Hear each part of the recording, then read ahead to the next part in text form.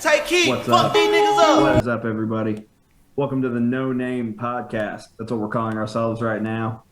Yes, sir. Formerly, Don't Shoot the Messenger. Indeed. It's been quite a year since we last recorded.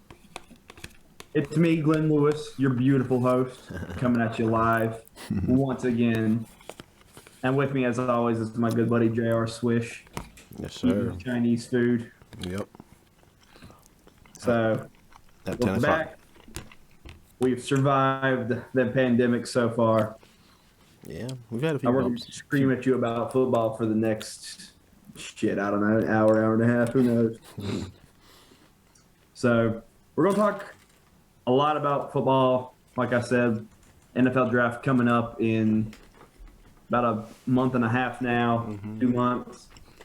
And there's all sorts of NFL news going around right now. So we're going to talk about it and debate each other. Maybe we might disagree with each other. Who knows? It depends. But Jared, let's get into it, man. So Let's go. a lot of top quarterbacks in this upcoming draft. You got obviously Trevor Lawrence going to go number 1 to Jacksonville, and then number 2, the Jets. Kind of a question mark whether they'll take Zach Wilson or Justin Fields. Yeah. But there's a couple other guys that look like they are going to go top 10. Trey Lance, and now Mac Jones is shooting up draft boards out of nowhere. Somehow. So let me ask you, if you are the Jets, because just assume Trevor's gone. You're the Jets, and you haven't gotten Desean Watson. We'll talk about Desean Watson later. But if you're the Jets at number 2, are you taking Wilson or Field? Because it's kind of a debate right now which one of them is quarterback 2. And who would you rather have as your franchise quarterback? With Fields, he's a playmaker. I mean, we all saw what he did, against Clemson, but there's kind of a stigma against Ohio State quarterbacks in the NFL. Yeah. So with Wilson, on the other hand, there's questions about his character. He's this rich kid who's lazy and wants stuff handed to him. Yeah. That's kind of like reports that I've seen. I So, saw that too. I mean, what do you think, man? I saw Wilson that or too. Fields? I saw that too.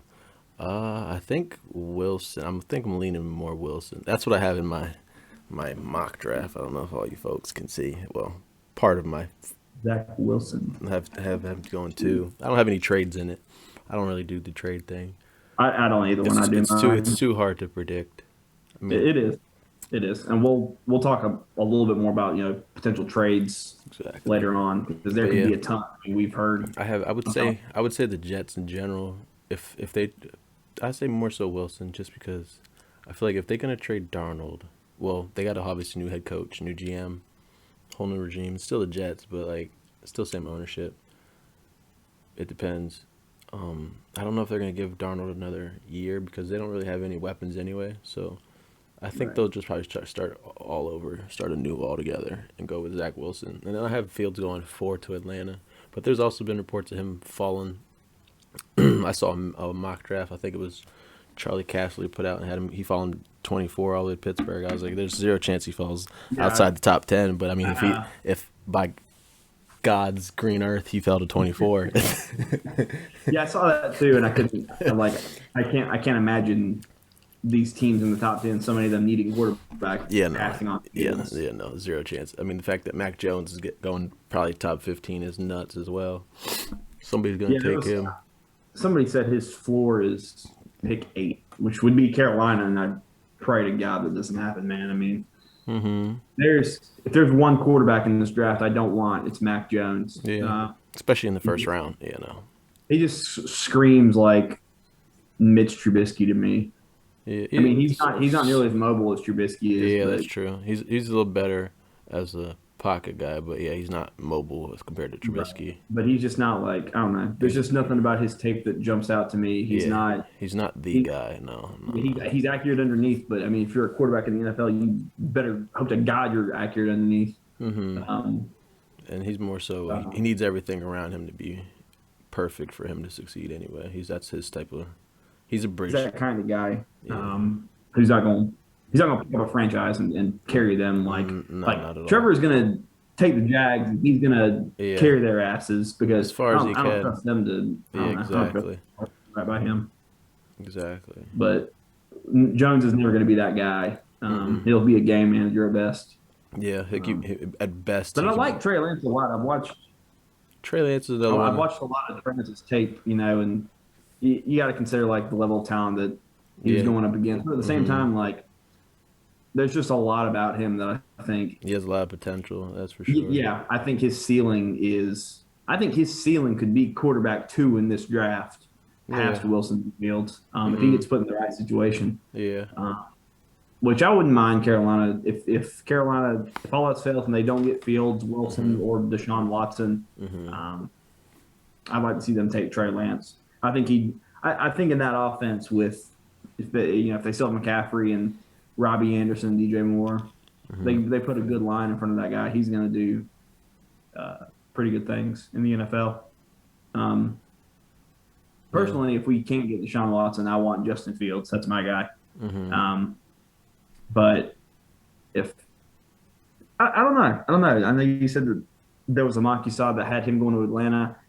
I'm not so sure Atlanta's going to go quarterback, man. I don't know either. Ride it out with Ryan one more year. Yeah, I don't know either because there's been no rumors of them moving from Matt Ryan or Julio, so which is shocking because I'm like, all right, it got I mean, you can get a first for Julio from somebody like a late first. Yeah, you can get first for probably both of them. I don't know about Ryan, but not with his contract, but you could probably get a first. If you package them, you could obviously get a first, but yeah. They're not going to package Ryan and Julio, I don't think. Yeah, no, that's too expensive to package, I feel like. Yeah. Oh, yeah, I agree.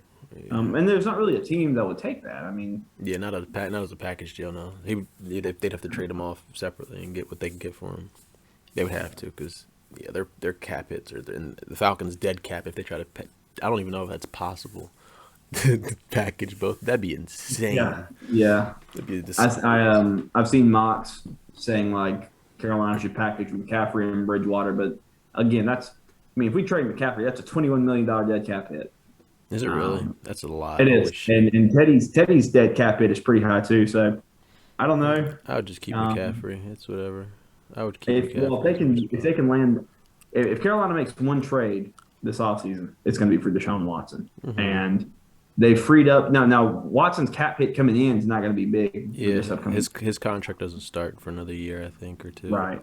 So they're in good shape. They've made some moves this offseason. They've cut a few guys like notable K'Wan Short, Trey Boston. They've been there. Trey Boston was there as a rookie. He got released, went to the Cardinals, came back for a year. And I'm a huge fan of Trey Boston. I've made that pretty clear on Twitter. He's not the best coverage safety. His angles are terrible, but he's just a really good guy. And he's always been real active in the Charlotte community. I mean, he went to, I believe, North Carolina. Yeah, Trey Boston did, yeah. Yeah, so hometown kid. He's just a good guy, and I hope he lands on his feet and gets a good job somewhere where he's got a chance to compete and do good things. Same thing with K'Wan Short. He's been with Carolina for a long time, about 8 years, I believe. And he's always done a great job when he's been healthy. But the last two, he's played 5 games in the last 2 years, I believe. He's older, so injuries have kind of taken a toll on him, but let him save the money. What if the Panthers stayed pat at 8 and then just drafted best player available? I don't think they will. I don't think they're going to go with the way things are going right now. They're not going to roll with Teddy another year because there's just too much bad blood there at this point. With reports that I've seen, they said the Saints might try to snag him again or something. I saw that. I don't think that. Rappaport tweeted something about he wouldn't rule out him going back to the Saints. Yeah.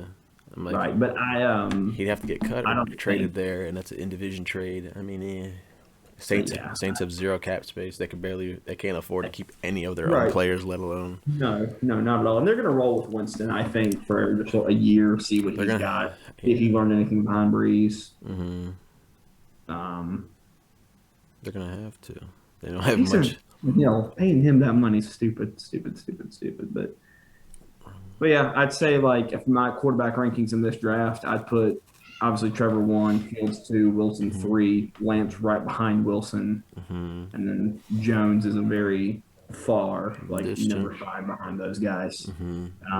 What else do I have? First round. My worry is that Carolina's not going to get Watson. They're still going to be their 8, and Lawrence, Wilson, Fields, and Lance are all going to be gone. And it goes like, let's say Lawrence, goes first. Let's say Jets take Wilson. Let's say Atlanta takes Fields, and let's say Philadelphia just takes Trey Lance at 6.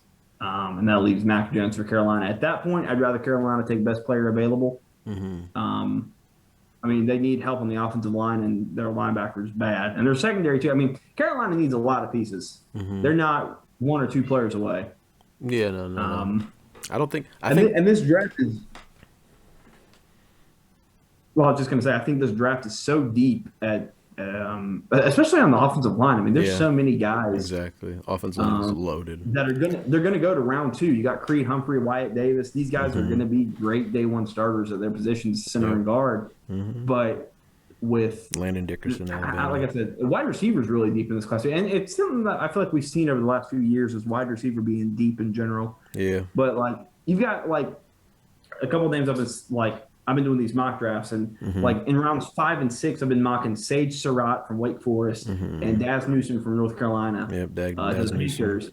And those are 2 guys who like killed it in college, and they're gonna fall all the way down to 5 and 6. And they're gonna be, I think they're both gonna be really good receivers in the NFL. So you got obviously Jamar Chase. Daz Newsome for sure. I have him on my underrated list because I create my own little.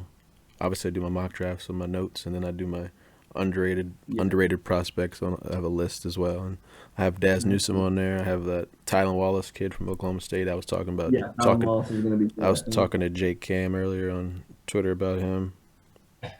Who else did I have? Oh, good old Jake Cam 10. I had my mock draft. I have your Panthers taking Micah Parsons, a linebacker from Penn State. I'd be fine with that. If they were to stay put, obviously. They go to the player available. I think Trey Lance would still. Trey Lance probably still be on the board, I would say, at 8, though. I don't know unless the team would trade it up ahead of y'all. That would be like the only way. Unless the Lions wouldn't take a quarterback. I don't think they have. No, the Lions just traded for Goff. Yeah, they have Goff. Yeah, and they have that contract. So why would you draft another quarterback at that high, and pay that much money, more money on top of the quarterback you're already paying? It doesn't make any sense. So yeah, they'll either go offensive line or defense. Best player available on defense. Yeah, that's true too. But I think. Talking about how the first round is going to play out, I feel like Lawrence at 1, Wilson at 2. 3, Miami is a big question mark because they don't know. They could stake that and take Jamar Chase or Devontae Smith. Yep. They could trade down. Carolina's a big team to trade up potentially. I mean, I've heard from a lot of guys that I know that I trust that have said pretty much if Watson is not a Panther, Carolina's going to go straight to Miami and say, we want the number 3 pick. What do you want for it? Yeah. And it's going to be probably, obviously, number 8. Yeah, 8 and next year, I would say next year's first, maybe a third along with it. Yeah. But Carolina's willing to do pretty much whatever it takes this offseason and the draft to ensure that they get a new quarterback to start week 1 next year. Dave Tepper, the owner, is adamant he wants his guy at quarterback. That's why he wants Watson so bad. Yeah, he's hell-bent on Watson. He's waiting for the Texans to pick up the phone. He hired new GM Scott Fitterer, who was Seahawks executive for a few years. So he wants, and I'm sure, the thing he told him when he hired him is, you go out there and you get Watson. I don't care what it costs. Go get him. I want him on this team. And I don't know. Dave Tepper taking that. I don't like owners like Tepper and Jerry Jones being so involved. You don't like? I like owners that do that, who are aggressive, like the Rams. Not the Rams owner. It's more the Les Snead, the Rams GM. Yeah, but I like GMs that are aggressive. I'm talking about owners. I don't like them being so involved. I don't mind it if they know what they're doing. Sorry for hearing that. That's my cat going crazy right now. I don't. Shout out Zelda. But I'm just not a fan of owners being so overly involved, man. Like when the whole decision to bring Teddy to Carolina in the first place stemmed from the fact that Dave Tepper wanted him. Like Matt Rule, he hired Matt Rule. Rule came in. First thing he says is, "I'm so excited to work with Cam. I can't wait." Tepper wanted Cam gone, man. That wasn't a Rule decision. That was a Tepper decision to get rid of Cam. And Marty Herney was still the GM at the time, but he was already on the outs with them because he was a Jerry Richardson guy, Jerry Richardson being the previous owner, who's already, Richardson was a piece of shit. We all know that. I don't know if y'all heard this story. This is just kind of an aside, but there's a story about the CBA between the players union and the owners from back in like the mid 2000s. And at this point in time, the owners had control to just add 2 games onto the regular season schedule at that point. And they wanted 18 games. And there's a conversation that Richardson had with somebody, I forget who it was, but it was pretty much like, we can just add 2. It went like this. Richardson told the guy, we can add 2 games. Like, we can just do that without talking to you guys. We can just do it. And the guy said, we're not doing that. I mean, we're not going to do it. It will not happen. And Richardson said, you're lucky we're not telling you, fuck you, you're going to do it anyway. And the guy said, you're lucky we're not telling you, fuck you, find someone else to play the game because we won't do it. And then Richardson said back to him, you're lucky we're not saying, fuck you, we'll do it anyway and get the replacement guys. People will pay to watch it anyway. And then somebody came in and kind of broke them up because it started getting louder and louder. And someone said, that's a lot of fuck yous, guys. Let's stop. But, oh my God. Yeah. Dave Tepper. He was the former Steelers. What's the name? Yeah. Tepper was a Steelers executive for a long time. So there's that connection there. Yeah. But I'm just not a fan. But, going back to it, Marty Herney was the GM twice for Carolina. He had 2 stints with them. He was Richardson's yes man for a long time, got fired. They hired Dave Gettleman. Gettleman was not great. They canned him. Richardson did. Richardson rehires Marty Herney. Richardson's forced to sell the team. Dave Tepper comes in. He has Herney. He gets rid of Rivera a year too late. He gets rid of Herney 2 years too late. Now he's got his guy at head coach and his guy at GM. But the point I'm making is that the whole decision to move on from Cam Newton was not a Matt Rule decision. That was a Dave Tepper decision. And I'm sure, he probably had conversations with Marty Herney at the time about, I don't want him here anymore. He's damaged goods. Let's go get Teddy. And, they went and got Teddy and Joe Brady, the offensive coordinator that they hired for Matt Rule. He stuck his neck out and said, Teddy's a great guy. Like, he's a great quarterback. Let's go get him. They gave him a $63 million. They gave him $20 million a year. First year he comes out, he's ass, and now they don't want him anymore. I mean, if this they didn't know want to play in Carolina in this kind of atmosphere, like they didn't know what they were they didn't know what they were signing up for. I mean, Teddy Bridgewater's there. He's cool. He's not the worst, but he's middle of the road. He's your bridge guy to get you to the next. Obviously, he's not there to be the franchise guy for forever. No. Simply because he had that crazy accident, and then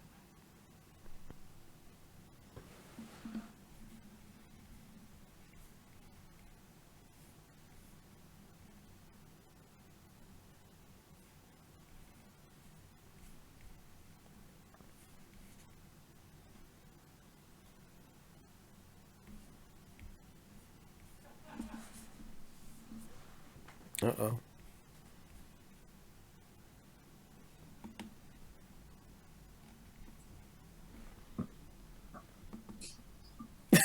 There you go. I don't know. What'd you do? Like I looked up. I was talking. I looked up. Your screen was frozen. I didn't kick you out. I was leaving. Your screen was frozen too. Say what happened? But I said I was talking and your screen was frozen too, and then it was was it? Oh, okay, yeah, your screen was frozen too. I didn't close it at all. I was gonna leave a meeting, and then I was like, nah, I'm gonna wait. So much for Zoom being better than Skype. Yeah, it had to have it was gonna have to have some type of hiccup at some point. It wasn't gonna be all smooth sailing. We don't have the ESPN wired connections. But where was the last thing you heard me say? We were talking about Teddy being a game manager. Yeah. I started rambling about Teddy being the bridge quarterback and whatnot. Yeah, and like I was saying, what I was saying is the narrative is that Teddy is a game manager and he will not win you games, but he also won't lose you games. Mm-hmm. I watched every Panthers game, and I can tell you right now that Teddy Bridgewater will lose you games. Yeah. Every single game Carolina lost this past season, aside from the 2 Tampa Bay games, they lost by 1 score and were in it until the very final possession. And every single one of those losses, they have the ball on offense with a chance to tie or win the game. And every single time, Teddy failed. He threw an interception or turned the ball over on downs or fumbled either way. If we had had any quarterback better than Teddy Bridgewater, Carolina would have won 8 games last year, not 5. That's true. That's probably true. Yeah. You put Desean Watson on that team last year. That's a 10-win team. Probably so. Yeah, that'd be. I mean, that's why I like going back to Dave Tepper. I was like, I don't mind owners being aggressive. I mean, but and like him wanting to go all in on like Desean Watson if he's made available, and then like what's the Clippers owner? Steve Ballmer. Yeah, Steve Ballmer. That's where when you said Dave Tepper, I was like, that kind of reminds me of Steve Ballmer out in the Clippers, where he went super aggressive. He's very vocal and aggressive with pursuing. Obviously, that's why he got Kawhi and Paul George. And those guys.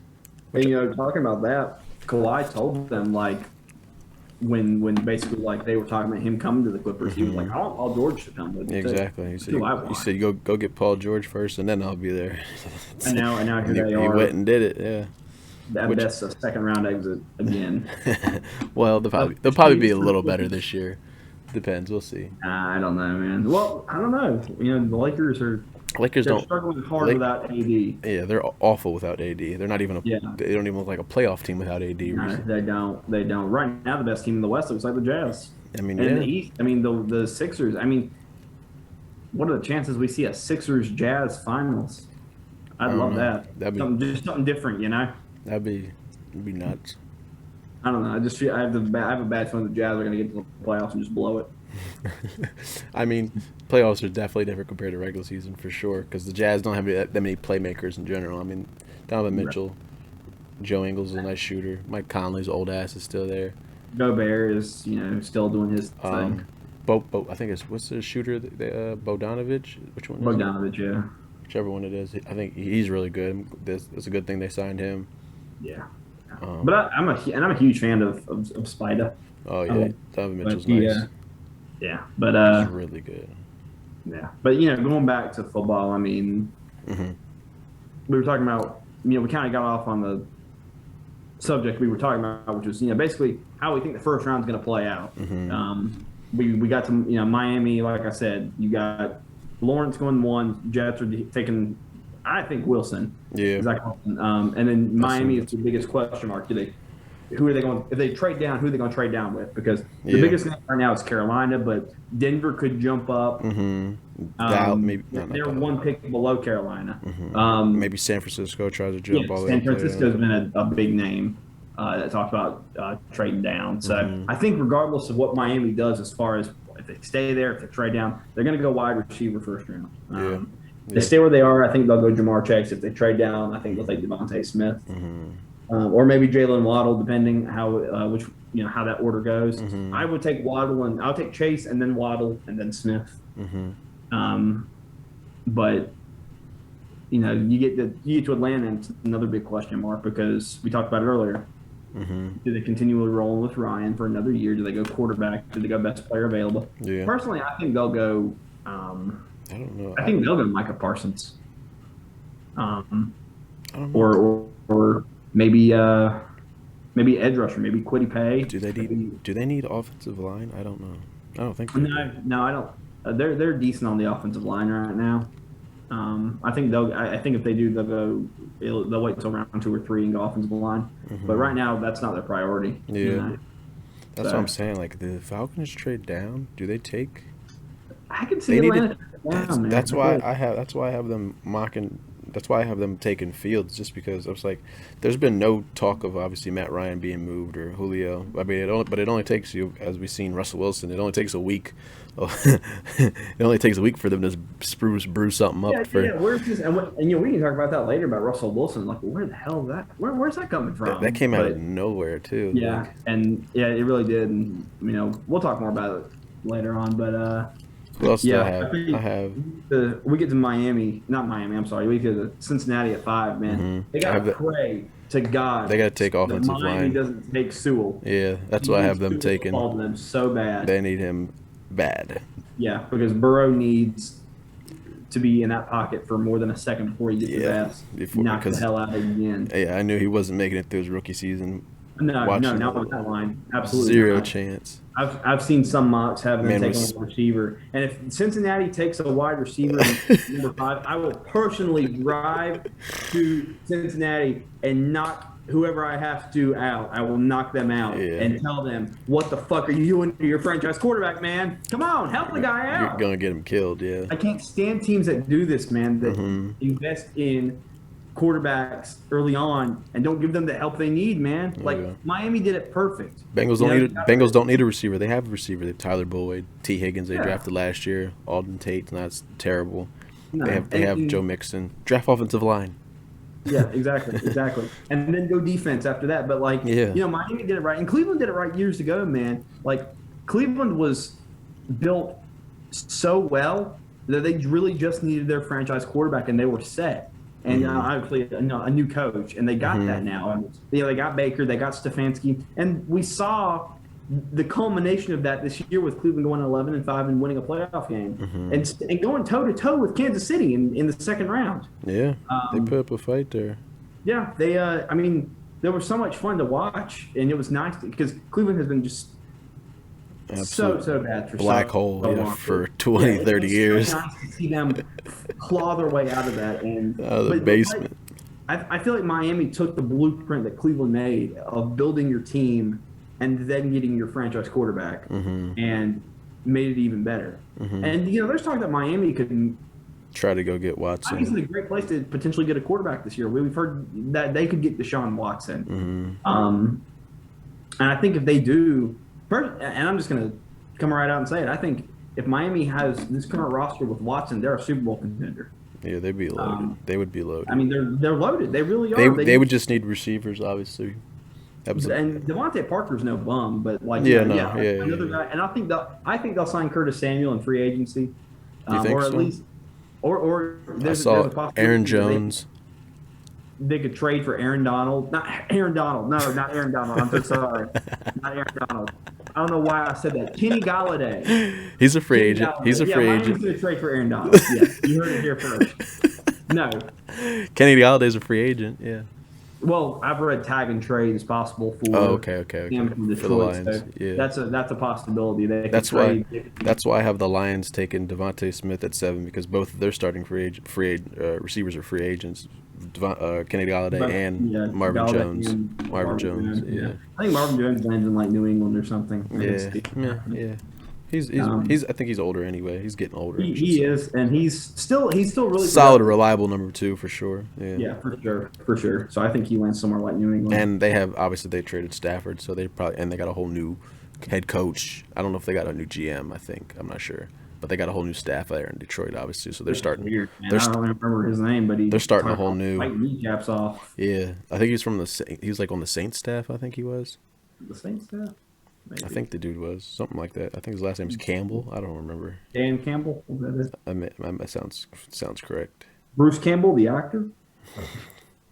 From Ash vs. Evil Dead. No, but I think I think Detroit goes. I see Detroit going wide receiver. They have pick number 7. Philadelphia is another big question mark at 6. They could end up taking Devonta Smith, or if they wanted to take Kyle Pitts, the tight end, even though he's not really even tight end, he's a mismatch nightmare. He could line up anywhere. Whoever gets Kyle Pitts is getting. It could be the best player in the draft. Yeah, they're getting a playmaker. Ridiculous. Yeah. I mean, you play him like you would Gronk, outside, inside slot, tight end as an extra blocker. He's gonna kill. He's gonna give you hell, holy, wherever he goes.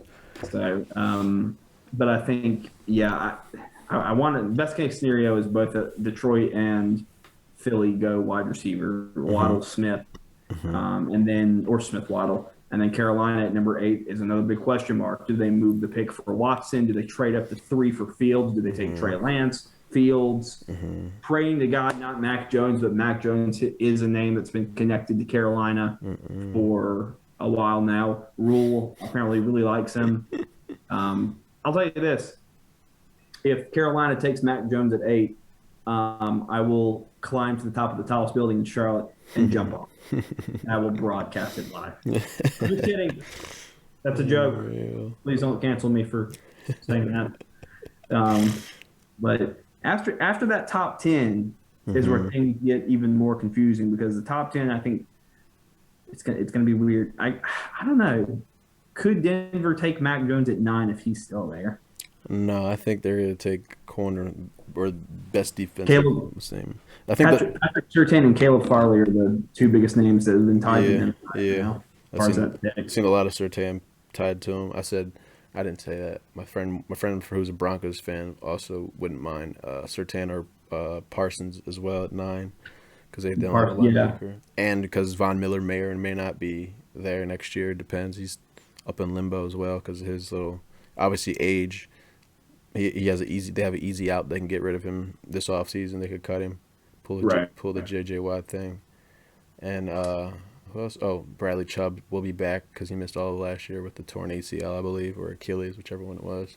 Right. Can you imagine a scenario where the Broncos move on from Von Miller, and the team gets J.J. Watt and Von Miller? That'd be nuts. The same team. Like That say would they both be go to the Colts, and you would stack them on one side or put them on both. that would be yeah, and then you have like a Buckner right there in the middle. Jesus Yeah. Christ, that'd be Keep disgusting. talking. Keep talking to the people. I'll be right back. My cat's getting into something. Who else I got on here? Let's see. Carolina 8, Denver 9, Dallas. I care less what the Cowboys do. Probably say Talking offensive about line. America's team over here. Yeah, I have them taking offensive linemen. Yeah, needs Rashawn Slater Yep, probably. that's exactly who I have. Rashawn Slater's a name that I've heard a lot, like shooting up draft boards too, kind of similar to Mac Jones. But the difference is that Slater is warranted. They're getting whoever gets him getting a mauler. That's exactly what I And have. I think you can. I think you need to put him at tackle, but he can play inside too. Um, but so Steelers are at pick 24, right? Yeah. But who do you want at 24? Let's say the Steelers just stay there, no trades. Which Best is case scenario. which is always highly likely, but with us having impending free agents and some handful of them probably a handful of them are going because we're not paying them and we don't. Not that we don't need to, we just can't afford it. We can afford it, but there's no need to when we have certain depths. So like Bud Dupree's gone. Villanueva, we could care less about. He's trash. We don't like him anyway. And Denver, well, not Denver. Denver's never been a team that like spent a whole lot of money in free agency. Yeah, It's no. more like taking care of their own guys. Yeah, they always pay their own guys when they can. This year's a little different, obviously, with the cap going down. Well, Yeah. it's not going that far down, apparently, because the NFL and I think it was Disney just hit that deal for the TV rights or whatever it was. Yeah, ABC. Yep. ABC, yeah, ABC. I think Disney owns ABC. I don't remember. They do. They Yeah. do. And I've also read that the cap, like Yeah, like you said, drop. But then after this, it's just gonna like It's gonna skyrocket. Yeah, it's gonna skyrocket. Yeah, It's gonna skyrocket. Right. it's gonna be disgusting. So it's gonna go down a little bit, obviously this year. But I don't know. It's not gonna go down as much as we expected, obviously, because they said they were lowering before. What was it before the Super Bowl? They were like, "Oh, the projected cap's gonna be as low as 175." Now it's as low as 185. I think it is. Yeah. So 180. extra 10 million more than what they thought. Yeah. So that it's really gonna like I mean obviously we talk about the Saints how effective they're gonna be by it, but and the Saints are already gonna be crazy over the cap anyway. This is probably about a $25-30 million difference. Yeah. Yeah. But A lot of most teams.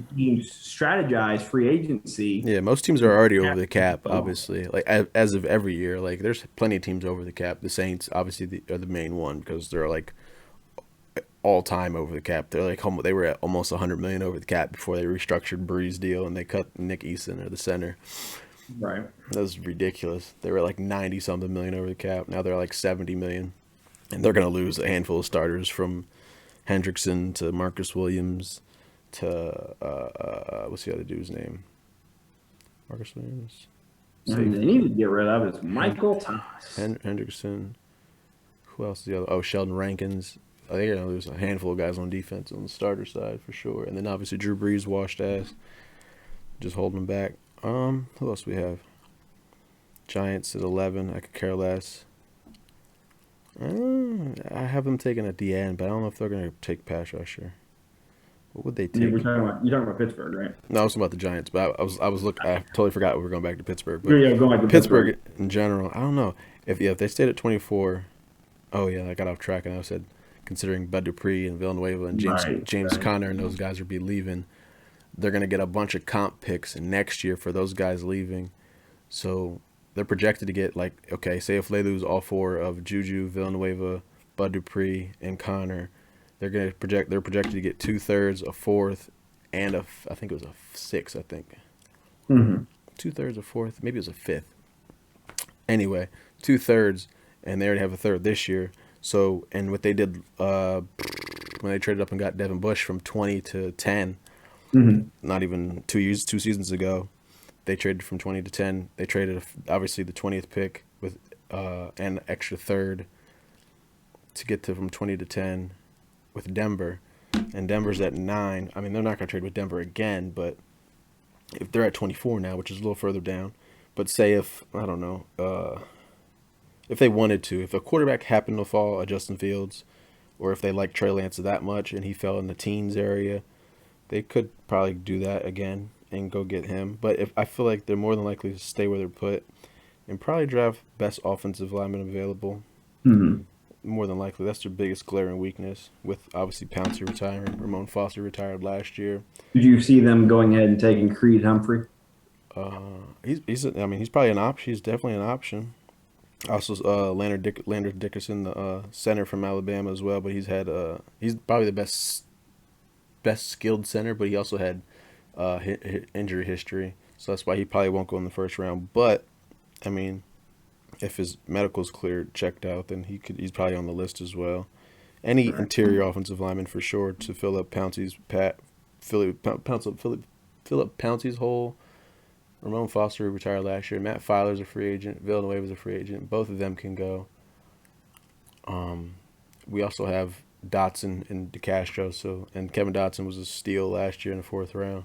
DeCastro is still there. He battled through injury most of last year. He'll be more healthy. Should be more healthy for this year.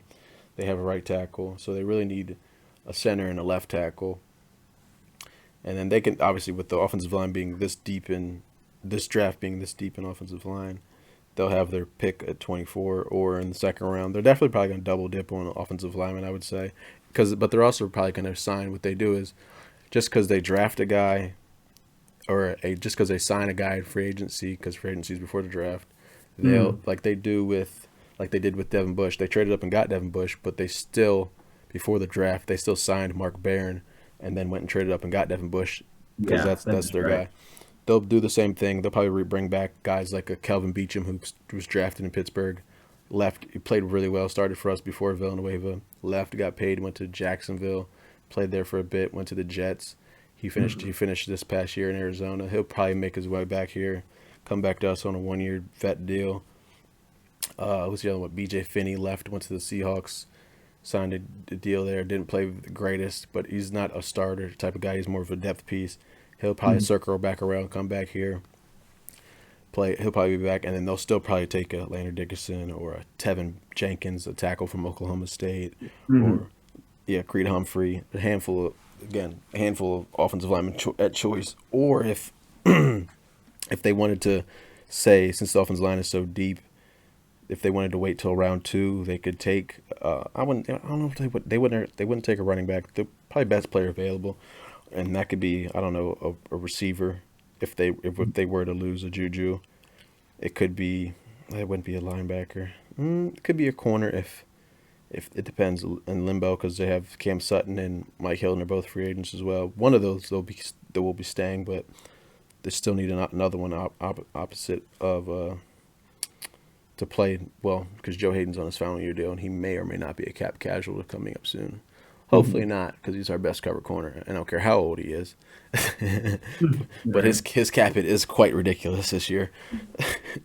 They need to give him an extension for an extra year. And then, because next year we're going to have a ridiculous amount of cap space. It's like over $100 million in cap space the Steelers are going to have, which is like all time for them. They usually never have cap space. And for them to have over $100 million in cap space is quite ridiculous. So I would probably say offensive lineman, or depending on who's on the board, best player available for sure.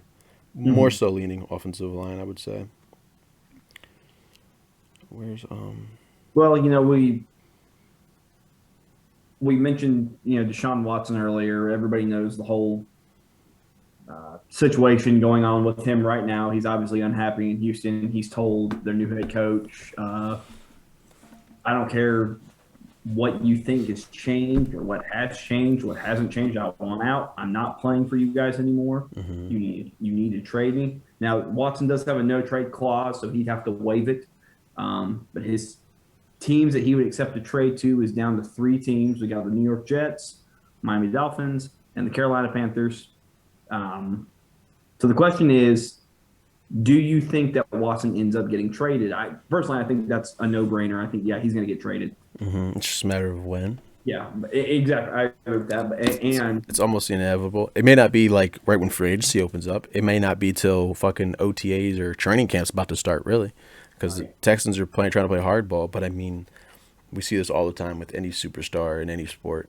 Probably it's used more so in basketball, but NFL players are starting to push that hand more now. Right. And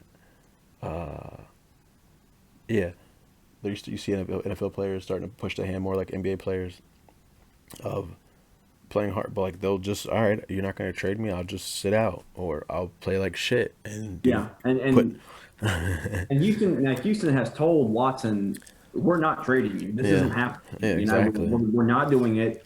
Exactly. So get over it, pretty much. And there's obviously they're butting heads.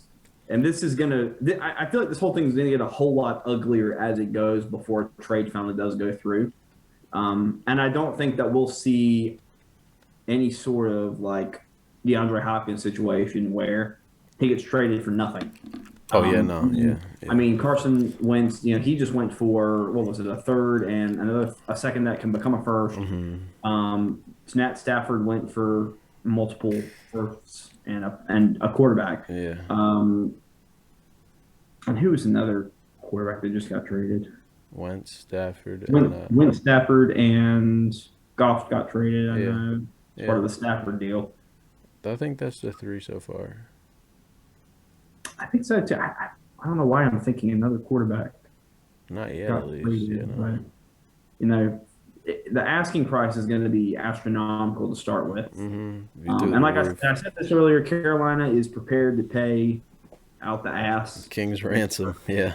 Yeah, there are multiple first-round picks. Christian McCaffrey. They'll throw Teddy with him because fuck him. The question. They need to keep McCaffrey. That would be filthy. I would love to keep McCaffrey, but I don't think it's possible to get Watson without adding McCaffrey to that deal. I'm sure it is. You just got to throw in another starter. Throw in No, and that's the problem. That's the problem is that Carolina doesn't really have. They don't have a lot of valuable quality starters to throw in with a deal. Yeah. So, So the question is, do you think between these 3 teams, who's their best offensive lineman on Carolina? It will be Taylor. If they re-sign Taylor Moton, it'll be Taylor Moton, but they will not trade Taylor Moton after re-signing him. There's no way. Carolina, like I said earlier, they've been clearing out cap space, but their biggest priority right now, I've read, is re-signing Taylor Moton. Is he's a free agent? He is. He's an unrestricted free agent. He's one of the best right tackles in the league. I mean, he's been fantastic. He was a second-round pick in the same draft that they got McCaffrey and Samuel. I believe they traded up for Moton in that draft too. Yeah, they drafted Samuel, McCaffrey, and all of them in the same draft. McCaffrey, Samuel, and Moton in the same draft was a great job, but they want Moton back, and they're either going to franchise tag him or give him about a 5-year big extension. They want Curtis Samuel back too. I don't think it's going to happen. I think he'll go to Miami, but they're going to be more than willing, I think, to move McCaffrey. Which is saying a lot about how bad they want Watson. Because McCaffrey was pretty much meant to be the guy that they were going to build around on offense. I mean, they gave him the biggest contract in NFL history for a running back, $16 million a year for 4 years, with a good bit of that guaranteed. So losing him's going to cost a $21 million cap hit. That's what I'm like, keep McCaffrey. Oh, that'd be amazing. Watson and McCaffrey. That'd be filthy. I'd love that. And in an offense where your top 2 wide receivers are Robbie Anderson and DJ Moore. It's I doable. love that. I feel like it's doable. You could still keep McCaffrey. You probably have to throw in an extra first though, instead of like Well, you can only trade up until the draft. You can only trade up to I believe 2024 picks. Once the yeah, draft begins, then you can trade. I hmm think 1 year past that. yeah, So Carolina would have to move 4 first-round picks, which is a um, disgusting amount. and Holy probably multiple like second or third student. The three issue first. It should be like three first. Who else is on defense? There's nobody else on defense. Defense is there's two guys on defense I don't want touched. Brian Brian Burns Burns. and Jeremy Chin. I'm hmm a huge fan of Jeremy Chin. Yeah, He did incredible for Carolina last year. Jeremy If Chin's a dog. if Chase Young was not in the league, Jeremy Chin would have won Defensive Rookie of the Year. Yeah, yeah. He Um, probably very well could have. I mean, look at his stat sheet. He had 117 tackles, 2 touchdowns, a couple interceptions, forced fumbles, fumble recoveries. He lit up the stat sheet and he played like Luke Kuechly sideline to sideline as a box safety. The only spot he struggled in was coverage, but in college That's not his job. Yeah. He's a strong safety. It's not Yeah. your job to cover. Yeah, yeah, yeah. That's his only weakness. And I was talking, same buddy I mentioned earlier, I was talking to him today about this too, and I was saying, you use him at multiple different spots, both safety spots, nickel corner, outside linebacker. Do you really need him to be amazing in coverage? No. Yeah, No, not absolutely at all. not. His instincts to just go get the guy with the football is, I mean, you can't Ridiculous. teach that. Yeah, you can't teach that. So It's ridiculous for a when they rookie drafted too. him, I said that he was Isaiah Simmons light, like the Walmart version of Isaiah Simmons. Because I wanted Isaiah Simmons in round 1. They took Derek Brown, which I wasn't happy with at the time, but Makes sense. Yeah. yeah, and I like Derek Brown. He actually, I can't believe I'm saying this, played better as a pass rushing defensive tackle than he did as a run stopping defensive tackle this past year. So, and they drafted him because they needed help stopping the run. Carolina was just coming out with the worst year in franchise history against the run. They were the worst team in the NFL against the run, and they needed help against that. They still struggled with it last year, but not nearly as much. But having, they got Yetur Gross-Matos from Penn State round 2 last year. He started to come into his own as the year went on. As he is.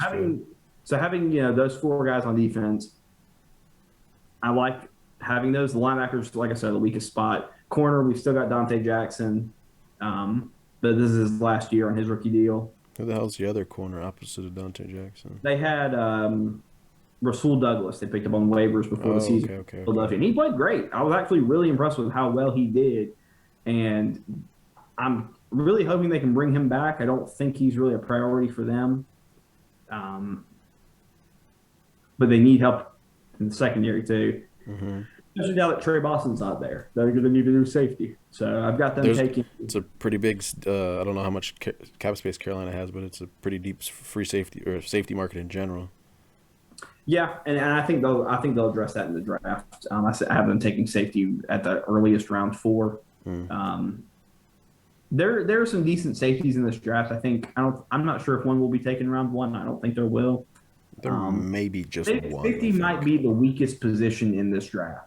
Yeah. Now at the top there are some good ones, but I think as deep as some of these positions are, obviously wide receiver is the biggest one. Offensive lineman, I would say safety is probably one of the weakest. But, yeah. But the point, going back to my original point is moving these assets in a deal for Watson. What outweighs the benefits of that point if you're moving so many assets that you're not going to be able to put a good enough team around him? Yeah. They still need a lot of pieces. Like I said earlier, offensive line is going to be rough next year.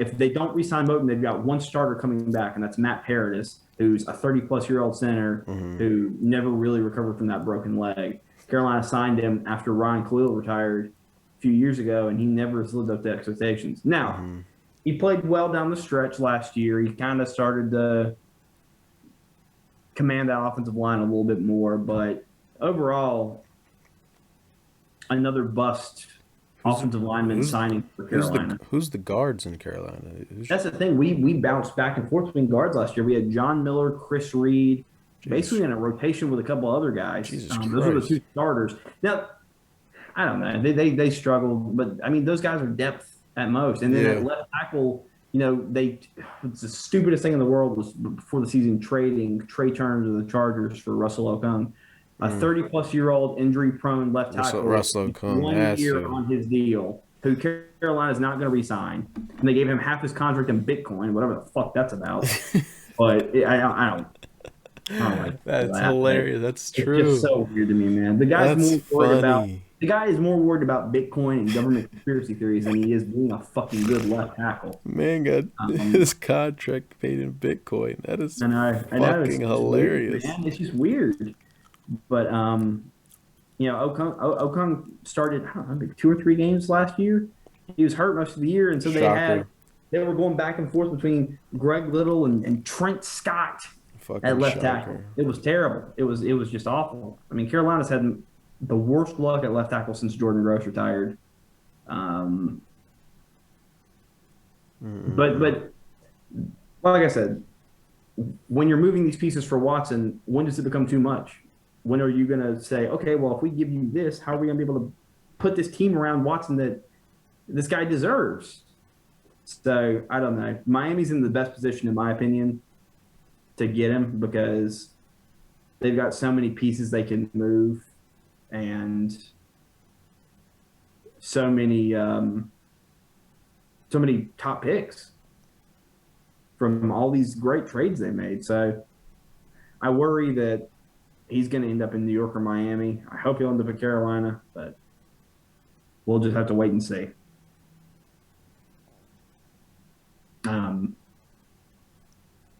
Okay, I didn't know if you were frozen on Zoom. No, I was reading. This guy is zoinked. Reading tweets. So, I mean, what do you think? If you had to name one of these 3 teams, who do you think lands him? Carolina. I mean, I would like to see him in Carolina most because that would just be insanely cool to watch. As long as I could keep Christian McCaffrey, which is doable. But, I mean, you have to pull some more extra strings. I don't know how. Throw in some extra picks. This could be like 3 firsts, 2 seconds.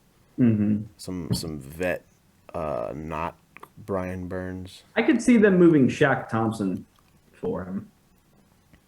Yeah, what is he? Is he outside linebacker or is he? He is, but Carolina should have had him at middle linebacker this past year. Instead, they had Tahir Whitehead, and he was the worst linebacker I've ever seen play at the NFL level. Good thing he ain't signed Mark Barron then. Yeah, there's always worse. Mark Barron is god awful. Holy Christ, man, it's pathetic. Oof. Who else? Miami would be cool too, but they don't have any weapons. They have the easiest route to getting him because they have 2 firsts obviously this year, which helps a ton, and then they don't have to give up maybe an extra first for like next year. Player wise, who could they give up? I guess they have. Maybe they could move who's the corner they signed? Byron Jones, if they don't like his contract, because they gave him a shit ton of money. Him and Xavier Howard holy hell, they get paid a shit. The highest paid duo, both of the highest paid corners in football are both in Miami. Maybe you move Byron Jones because he's meh. He never was worth the money, but he balled out more so in Dallas compared to Miami. He still was a great corner for them. I mean, their top guys obviously Xavier Howard. I mean, he's probably the best corner in the NFL. He was last year. Yeah, he was just and you can everything out there. Say he's the best this year, going into the year along with Jalen Ramsey and Stephon Gilmore. Byron Jones still played really well for Miami. Yeah. He obviously didn't have that level that he did in Dallas, but that you can see like why they gave him that deal. Yeah. Who else do they have? Do they have anybody on defensive line or offensive? They don't have that good of an offensive line anyway. Obviously, they'd probably throw in Tua if they're going for Watson. So, definitely Tua. So the Dolphins would have the easiest route to doing it. I feel like. That's what I was saying too. Is I feel like the Dolphins probably have the best chance. Yeah, they probably have the highest. Jets will argue, well, we've got a higher pick, and so we've got a better asset for you. But Miami's just got more volume to their assets. Like they can send so much more than the Jets can. Exactly. They just have 2 first-round picks. 2 first this year, extra first, and Tua. And heck, they'd probably throw in, like you tough. said, some defensive starter. Yeah, it's another quality player who's proven, obviously. Yeah, and I'm sure they'd send Watson along with like a fifth. Third or fourth, maybe And if max. Miami seems to know how to hit on these draft picks now, so Yeah, they've hit him a few, and then I think they still have cap space, because there's been rumored of them signing and snagging Aaron Jones, which would be nice in free agency because they don't have a running back. yeah, I think I don't know. I don't think Miami's going to get caught up in the free agent market for running back. I think they're going to go into the first round. I think they want Najee Harris from Alabama. That would be interesting. Reconnect him with Tua if they decide to keep rolling with Tua, which I think they should. I don't think it's fair. They could, yeah. They could double up on playmakers. Go get you a Jamar Chase at 3, get a Najee Harris at 18. Get you a Rashawn Slater in the middle. You got 3 first-round picks. So I don't know. I don't see Miami.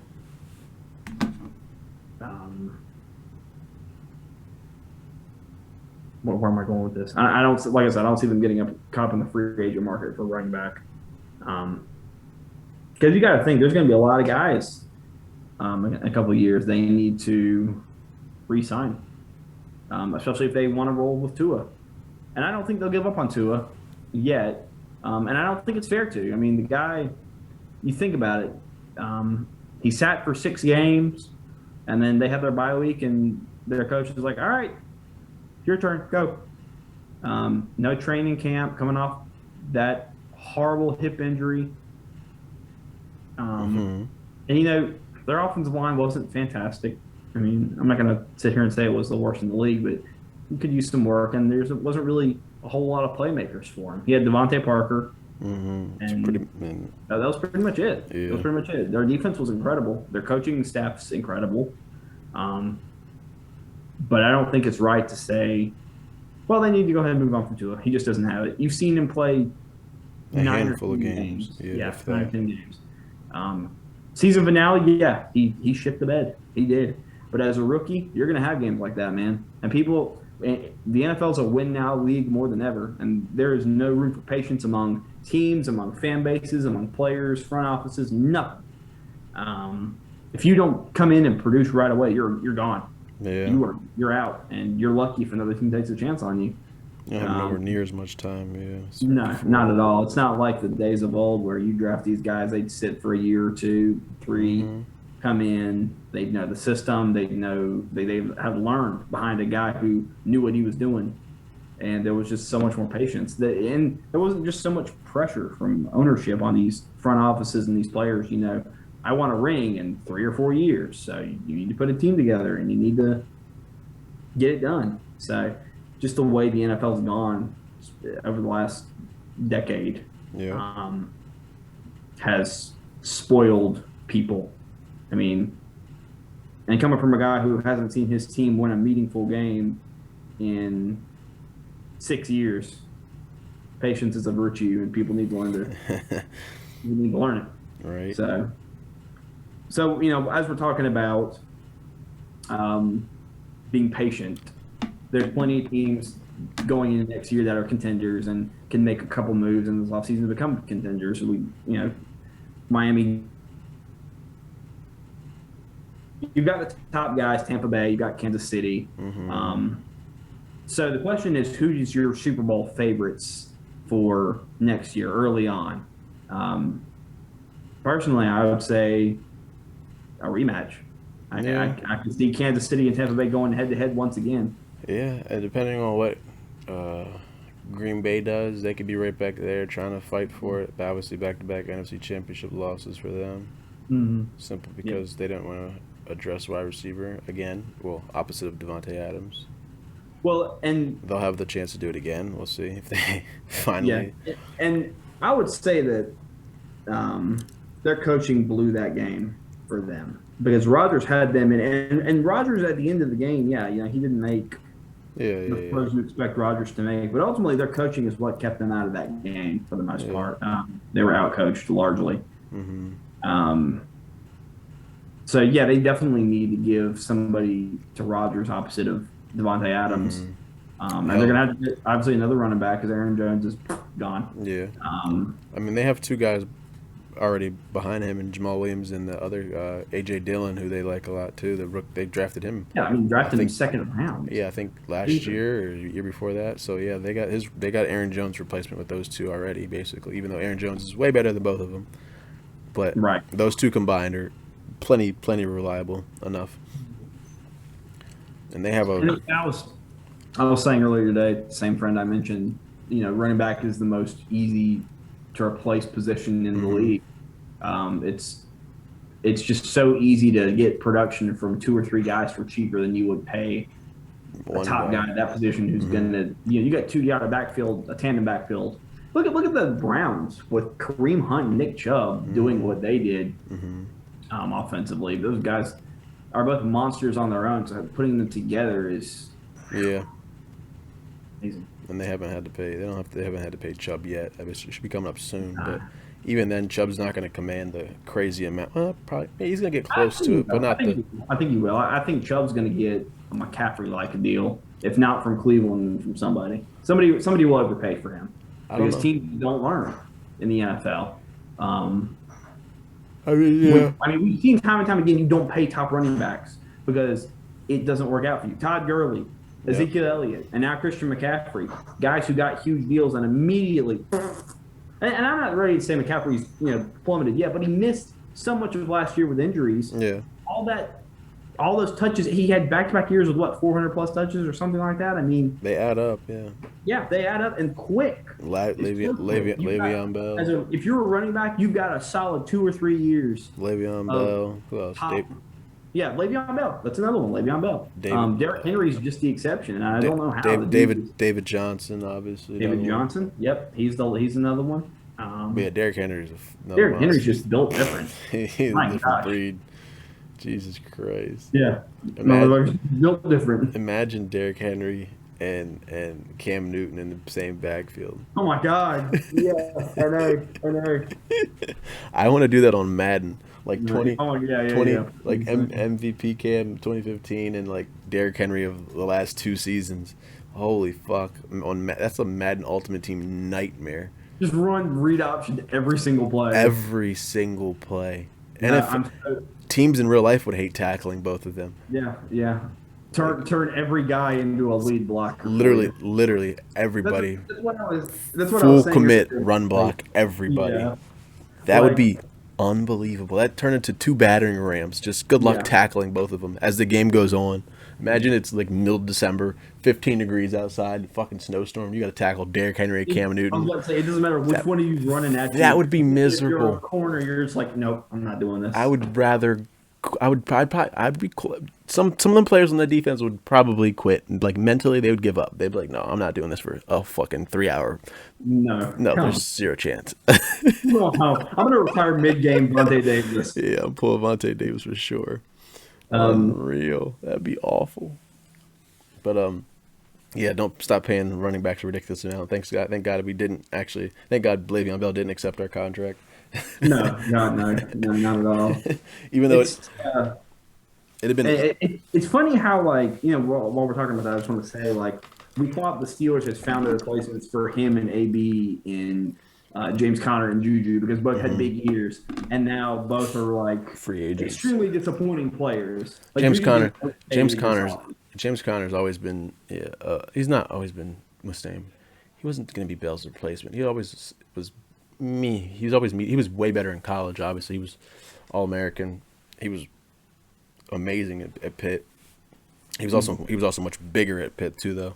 And then obviously he came to the NFL. He's transformed his body a bit, slimmed down more, and that's where the injuries started nagging and picking up because he was obviously way bigger in college. He was 240, 250 in college. He was huge. When he first went to Pitt as a freshman, he was a defensive end. He wasn't even a running back. Mm-hmm. He was massive. And then he switched positions to running back and balled out. First team All-American in Pitt. Came to the NFL, slimmed down a bit, nagging injuries every year he's played. He's a solid starter, but he's not he don't have the breakaway speed. He's not a receiving threat, so he's not going to be a mismatch out of the backfield. He doesn't have the explosiveness either. And that's what they're trying to transition away from more so anyway, especially for running backs, because the Steelers' tradition is usually obviously a bruiser at running back and then some shifty, talented receivers. Juju, I mean, Juju obviously last year was a wash. Not this past year. The year before that, when Ben was out, a complete wash for everybody because nobody was getting the ball with fucking fourth string Duck Hodges throwing the ball out there. Yeah.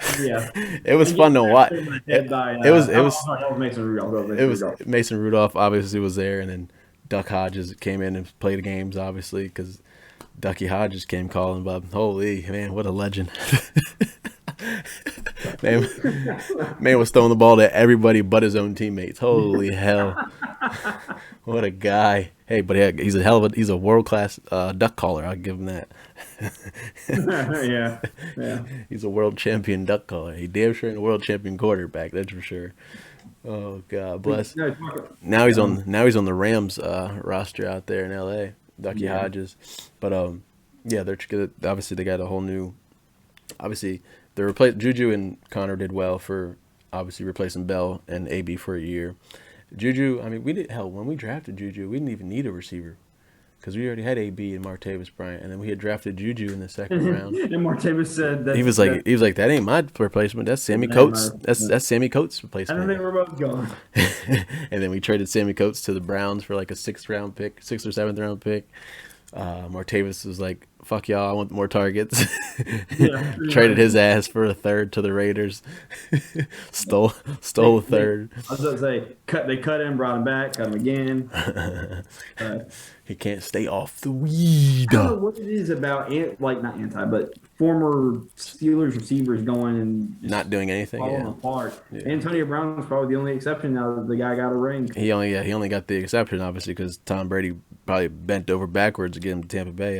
That's his boy, obviously. He had a touchdown in the Super Bowl. He had one touchdown in the Super Bowl. Gronk had 2. Yeah, Gronk had 2. That was crazy how that stat happened where everybody on that everybody who scored the Bucks Super Bowl was not on the roster beginning of the season. Yeah, exactly. Well, exactly. Last year, I should say. Went off for them.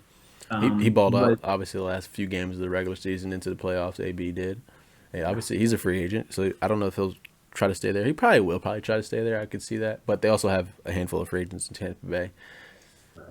They have their own guys to re-sign, and David Godwin, obviously, and Shaq Barrett, which is their 3 most important players to try to keep. Sue and AB and Gronk and Fournette are like bottom of the barrel, but they bought out in the playoffs and the Super Bowl when most needed. That's for sure. So, we're talking about like Super Bowl favorites for next year. I feel like Buffalo is right there. Buffalo's on the brink for sure. Buffalo's right there. They need much more on the defensive side of the ball for sure, though. Outside of Trey White and their safety combo, they have a good secondary, but their linebackers and they have 0 pass rushers. That's why if J.J. Watt goes anywhere, I think he should go to Buffalo. That's like the best fit for him. He'll either go Cleveland or Green Bay. Huh? I think he'll either go Cleveland or Green Bay. I don't know if he wants to go to Cleveland. I saw. What I've heard is Cleveland is a name to watch for him. So I was like, because and Cleveland's another team I could see. Taking another step next year and competing. They could get better if Baker obviously takes the next step. That's the only part. Baker has to take the next step of being instead of obviously they run to set up the pass, kind of like the Titans. The Browns and the Titans are basically Spider-Man meme. yeah. They run to set up the pass. I can't see the Titans going any further than they have. That's the thing. Same thing with the Browns are going to have to do. If Baker doesn't take the next step, if he doesn't take the step above and become. He has his first overall pick, but he doesn't have to be. He does. I shouldn't say he doesn't have to be the first play like a first overall pick, but he has to be better than what he obviously is playing. And he played well when he's not fully relied on. He plays much better, obviously.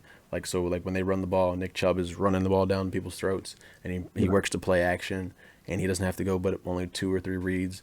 Yeah, he does fine in that aspect. But when it comes to him throwing the ball 35, 40 times a game, that's where you start to worry. Turnovers come. Yeah, and I like bad decision making. He's quite a personality. Yeah, he has a hell of moxie to him. But players love that. Players love that for sure. Yeah, and you have to have that in the NFL, especially at quarterback. Yeah. Yeah. That's what I'm saying. Especially as a leader, but you don't want no reserved quarterback you don't want to. Not that Kawhi is bad, but like. As a quarterback compared to an NBA player is totally different. But you don't want to reserve quarterback like a Kawhi Leonard type of personality to where he's just a mute. Yeah. You got guys trying to fist bump and he just kind of looks at it and literally robotic, nothing. Yeah. stone cold serial killer face. That man's different, but it works in the NBA because one player. Obviously, football is the best sport because it takes literally an entire team to make everything work. Compared to the NBA, you can rely on one or two guys and win a championship. And we saw that with Tampa Bay this past year, doing what they did and win the Super Bowl. Like, everyone says, "Oh, well, Brady is the reason." No, he's not. Tampa Bay Brady got put in an incredible situation in Tampa Bay. That's why he won, because Tampa, because they had the most talent. They have plenty of talent. Offensively, so many playmakers, a great offensive line, defense, so many guys patch up the offensive line. They went and got Tristan Wirfs, and they killed the draft with Tristan Wirfs and Antoine Winfield at safety. Their secondary was great. Antoine Tyler Winfield, Jensen, Davis, Sean Murphy Bunting, MJ Jordan, Davis. Yep. They just and Todd Bowles, what he did with that defensive scheme. Yeah, he was I've seen people say, especially come playoff time. Yeah. Especially in the playoffs, he was lights out. Holy hell, was he ever? Yeah. I mean, Kansas City got out coached. Oh my god, yeah. By a long shot. Obviously, missing their two starting tackles hurt them so bad. Yeah. But Eric Fisher was never amazing anyway. He was the first overall pick when he came out, and he was considered a bust for the most point until Pat Mahomes. Mitchell Schwartz is probably the best right tackle. Yeah, he probably is. And Fisher started to get better. Yeah. But we're talking about this, and it just makes you think about how well Mahomes did given the circumstances. I mean, the guy had incompletions that were better throws than you'll see quarterbacks make throughout the course of the season. Of completions, yeah. He had better incompletions. The parallel to the ground, side on. See a baseball pass. Yeah, baseball throw. Was just both of them. I kept waiting. I keep mentioning my buddy I talked to today. We had a long conversation about football. We discussed so many things, but he said that he kept waiting for Kansas City to be Kansas City in that game, and I do too. Like that's a great way to put it. Everybody did. He, exactly. Like I sat there and watched the game with Lindsay, and I kept telling her, if there's one team, if there's one player that can get out of this multi-score hole, it's Mahomes and the Chiefs. And I'm just waiting for them, and it never comes because the defense is constantly just throwing themselves at the offensive line just relentlessly. Their secondary is not giving Hill and Kelsey and any of these guys any sort of breathing room. It's a masterclass in coaching and scheming. It's incredible. They put on a clinic. But I could see Buffalo and Cleveland, Green Bay, the Rams. With Stafford, what will they do this upcoming season? That'd be very, very interesting to watch. Who else is it? If Stafford can be, Chiefs, Packers, Bucks, Bills, depending on if they add more to the defense. I'm going through names in my head right now. Dolphins could do it if they if they take a step. Yeah. I think if the 49ers can get a guy not named Jimmy Garoppolo at quarterback, that they can get back to not necessarily the Super Bowl, but I think that they can get right back to playing with the big boys. The Patriots, I mean, I'm not going to count out Bill Belichick. They're getting a lot of those opt-outs back. Yeah, but their offense is a shit show.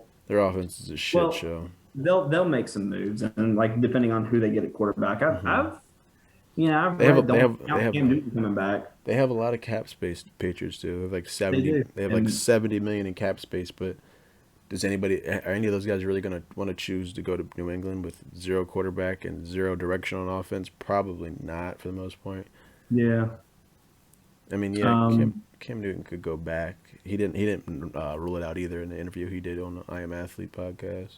Yeah, and for anybody who hasn't watched that, I highly recommend it. At this point, nobody should have any doubts about Cam Newton's personality. Not the whole I dress funny and I talk loud and I'm a big personality. His personality as a competitor and the fire in his heart that he has for the game of football is just who he is. It can be eye opening if you don't really know that side of Cam. So I highly suggest it's an hour and a half. You don't have to watch the whole thing. It's with him, Brandon Marshall, Chad Johnson. Check it out. Fred Taylor. Yep. Yeah. So let's keep going. Steelers last year, I feel like overachieved. On the offensive side of the ball, holy fuck, they did. Yeah, they won 14 games. No, they won 12 games. 12 games? 12-4. That's right, because they started 11-0 and finished the season 1-4. Yep. And finished 12-4. Yep. And it Sure.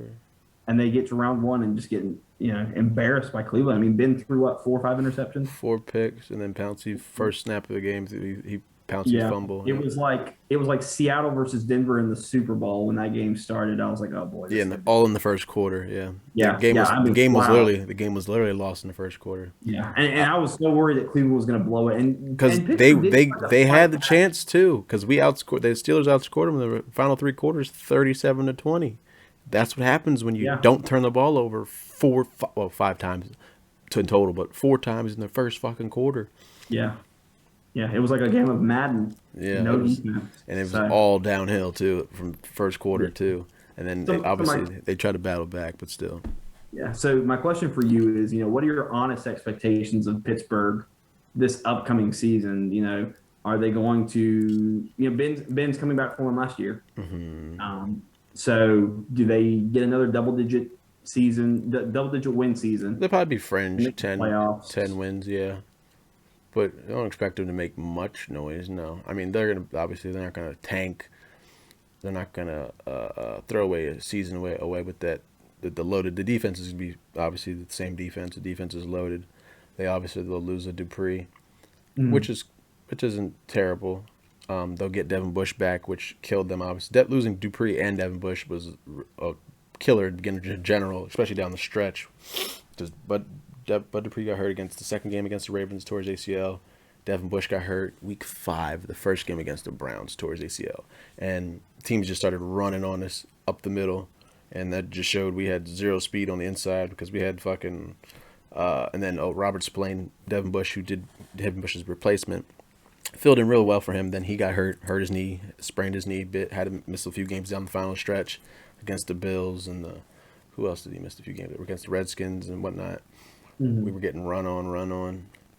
Vince Williams caught COVID. Then we had a safety, Marcus Allen, playing linebacker for two or 3 games. So yeah, Devin Bush is back. That's a playmaker in the middle of the field. Hopefully he should stay healthy. He should be fine. He balled out his rookie year. Had a bunch of forced fumble recoveries, few forced fumbles. Obviously, touchdown, 2 or 3 interceptions, a sack. He's a playmaker. He's our Devin White, obviously. But it's funny. Devin Bush and Devin White when they first came out. When they came out, 2019, I think it was their rookie year. And they obviously the Devons. They had the whole when the combine was going on. They had they did their comps and their comps have how they're the same size, same weight. They ran damn near identical 40s. Both their names are Devons. They're both playmakers. They're y'all got the wrong one. No. I got the wrong fucking Devin. No, we got a really good one. We got the second best one. I mean, hell, he had a better. We got the. Dude, I would give up. Devin White obviously had 5th overall. We traded up at 10 to get Devin Bush. I know. I would give up. But Devin Bush had the better rookie season because he finished, I think, 2nd or 3rd in defensive rookie year voting, and then obviously this past year towards ACL. And then Devin White had the best, obviously, 2nd season for a linebacker in some time because that man had like 9 sacks, picks, tackles everywhere. That man is faster than hell. I mean, they both run the same 40, but Jesus Christ, Devin White was playing with his hair on fire in the playoffs. I'm gonna turn my video off just for a few seconds. That literally made me so excited to see wait for Devin Bush to come back because he plays the same style.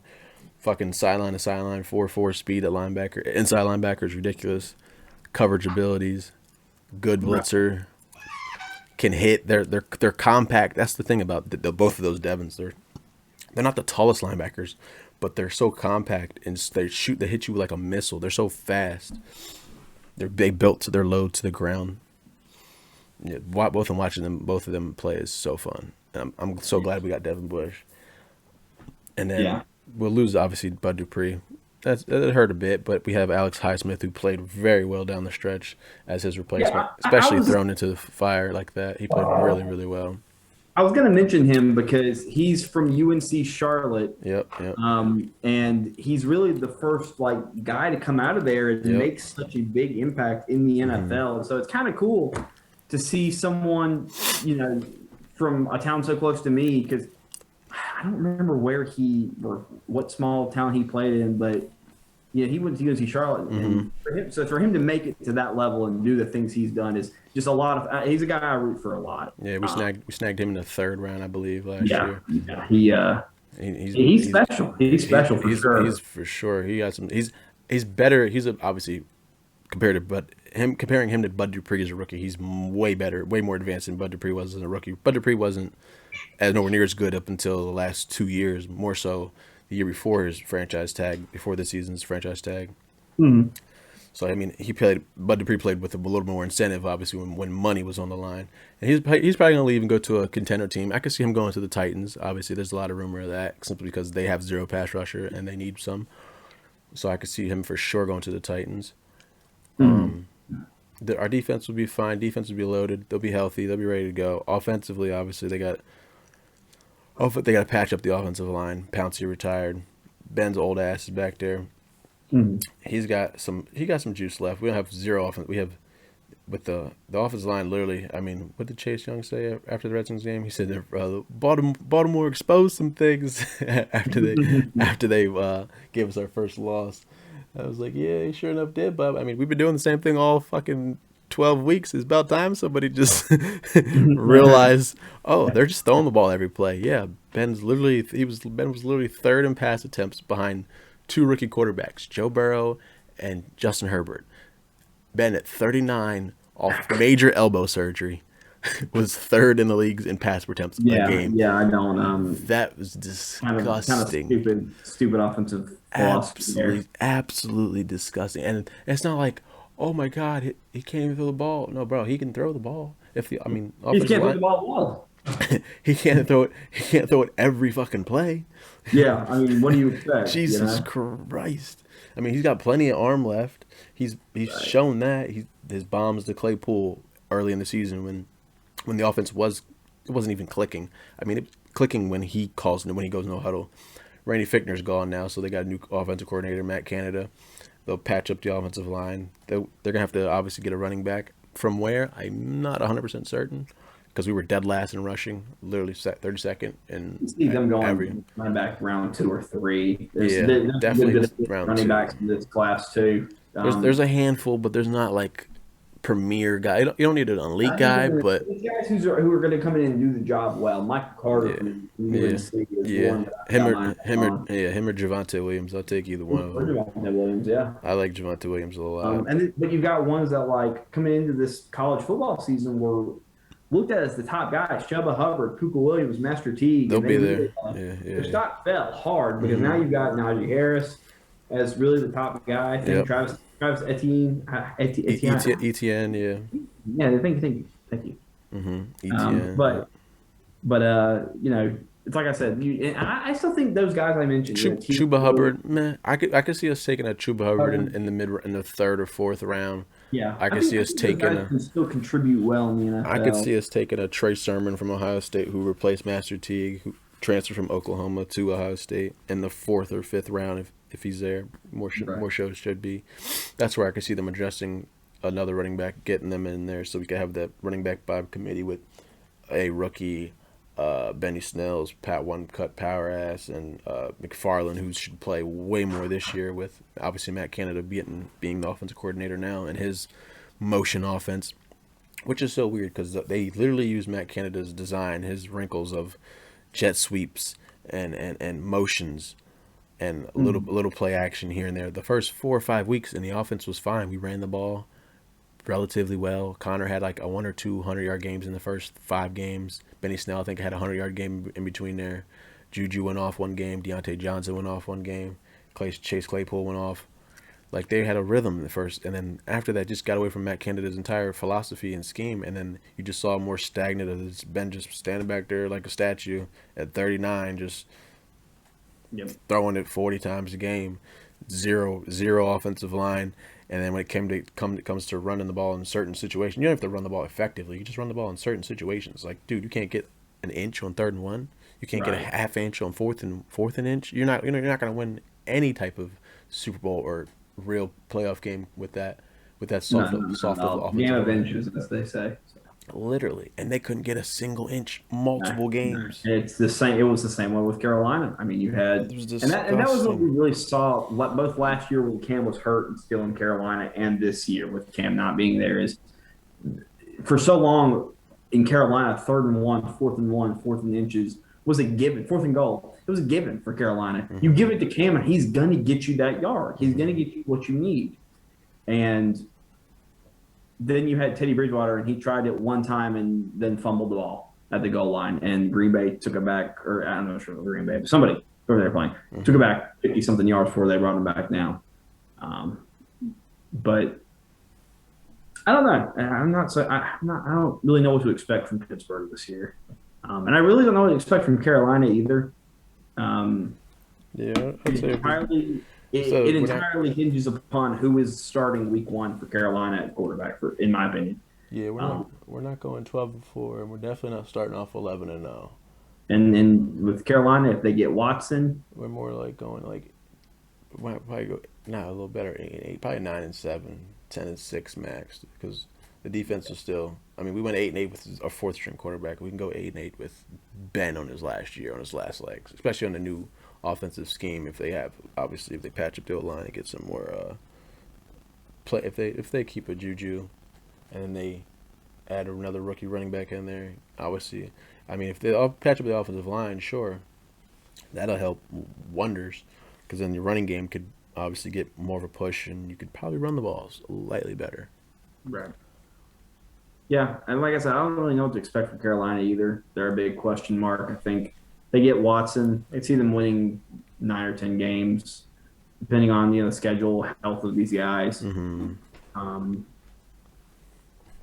But I don't know. I think if they are going to get a rookie, I think it's going to be another year of tough football for these Panthers fans. Maybe 6 wins is their ceiling. Continue building. I just have no expectations of the team at this point, and that kind of helps me. It helps me deal with the games.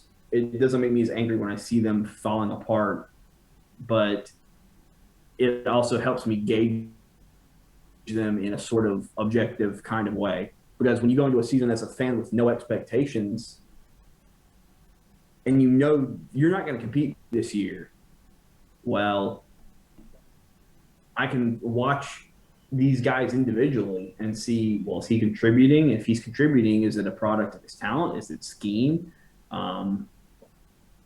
It's all about, and going back and watching tape too is something that I've really done this past year, not just with Carolina, but just with teams in general and with these college players. And it's so funny how we just used to rely on these scouts to tell us about these players. We saw what we saw in games in real time when we watched them. But now everybody can just go online and look up the tape of a player and look up the context of these plays, the coaches, the level of talent surrounding them, the level of talent they were going against in college. The same way in the NFL. And I feel like the court of public opinion does more to sway people's minds than people really realize. And when I say that, what I mean is, let's say that I'm a random person on Twitter who doesn't think that Justin Fields will be a good quarterback in the NFL because he's an Ohio State quarterback. Well, I get on Twitter and I say that. Now, everybody on Twitter is telling me I'm wrong, and the court of public opinion is now swaying my opinion on Justin Fields. The age of the casual is what you could probably call it, because it's just so easy for anybody to go watch it now. It's just you can go to any streaming site and find NFL games, and it's just so widely talked about. people just want to be part of the conversation, and so they're just going to say things to not for clout necessarily, but just to get involved with the conversation. They just want to get people talking. It's just so easy to do, and it's just crazy how much the NFL fan base has, I don't want to say evolved, but has changed over the last, let's just say, 5 years. It's just radically different than it was 5 years ago. But that's just a little tangent I wanted to go on for a second. So, we're getting down to our last couple of topics for tonight. I know we've gone on for over an hour now, I believe. So we'll power through these last few topics. Breakout players in the NFL this year. Do you have any guys specific in mind, maybe not on your team specifically, that you think are on the verge of having a breakout season that nobody's expecting? And do you have guys that are big names that people think will break out but will ultimately disappoint? I'd kind of like to go first on this. I don't know about breakout players, but I do have a guy who I feel like is going to ultimately disappoint this year. He's going to be Kyler Murray. And I say that as a guy who really enjoys Kyler Murray's game. But there's so much, he leaves so much on the field that is left to be desired. Look who's joining. Loso has joined the party, guys. Over an hour into it. This nigga. What's up, man? Bro. This nigga here. Yo. Like fucking whatever that nigga's name is to have headphones, bro. It's gonna look like my 2K player when he steps on the court and got next.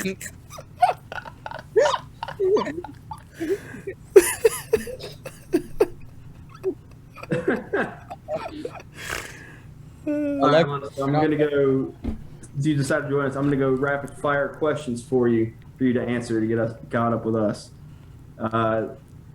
Top quarterbacks in the draft. Who are the Jets taking? Wilson or Fields? Who are the Jets taking? Yeah, Wilson or Fields. If they don't get Watson. Fields. Okay, Fields. All right. First round. Biggest surprise of the first round. Give me 2 seconds on that one. Sorry, I should have taken notes, I guess. Yeah. This man Los is drunk. It's not the list of topics I've seen. I'm just kind of trying to look at them and say, all right, well, this is what I'll ask you. What were your guys' answers for that one? I want to know. It's entirely, and it hinges upon what Miami decides to do, in my opinion. That's going to shape the rest of the first round. Will someone trade up with them? Will they stay pat? It's going to, and these quarterbacks, these top 5 quarterbacks, Lawrence, Fields, Wilson, Lance, and Jones, how they go is going to affect the first round too. Let me ask you this: do you think Mac Jones will go top 10?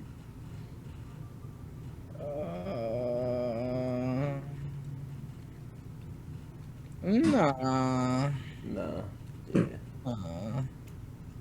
Nah. I got you with my surprise. I don't even know if this is a surprise, honestly. But Kyle Pitts, Giants. Okay. All right, I'll take that. I can see that. I think they go edge rusher, but I can see them going tight end. If is Watson getting traded, and if he is, where is he getting traded to? I don't think he is. You don't think he's getting traded? Nah, I think he's gonna end up sitting a season, bro. He very well might. If the Texans want to, Texans look like they're not budging. Not right now, at least. Yeah, that's something we talked about. Was they're just butting heads. Watson's like, I'm not playing for you, and Texans are saying, well, we're not trading you. So there you go. I don't think anybody's really considering that possibility that he just doesn't play this year, but he's still with the Texans. Did you do the intro? A very real possibility. You did the intro? We did the oh my god. Glenn did the intro? We did the Take Keith intro, yeah. Yeah, the whole thing? Yeah. He played it, and I was like, all right, welcome. We're the No Name Podcast today. Okay, so you don't think... All right, early Super Bowl favorite from both conferences. Super Bowl favorites? Yep.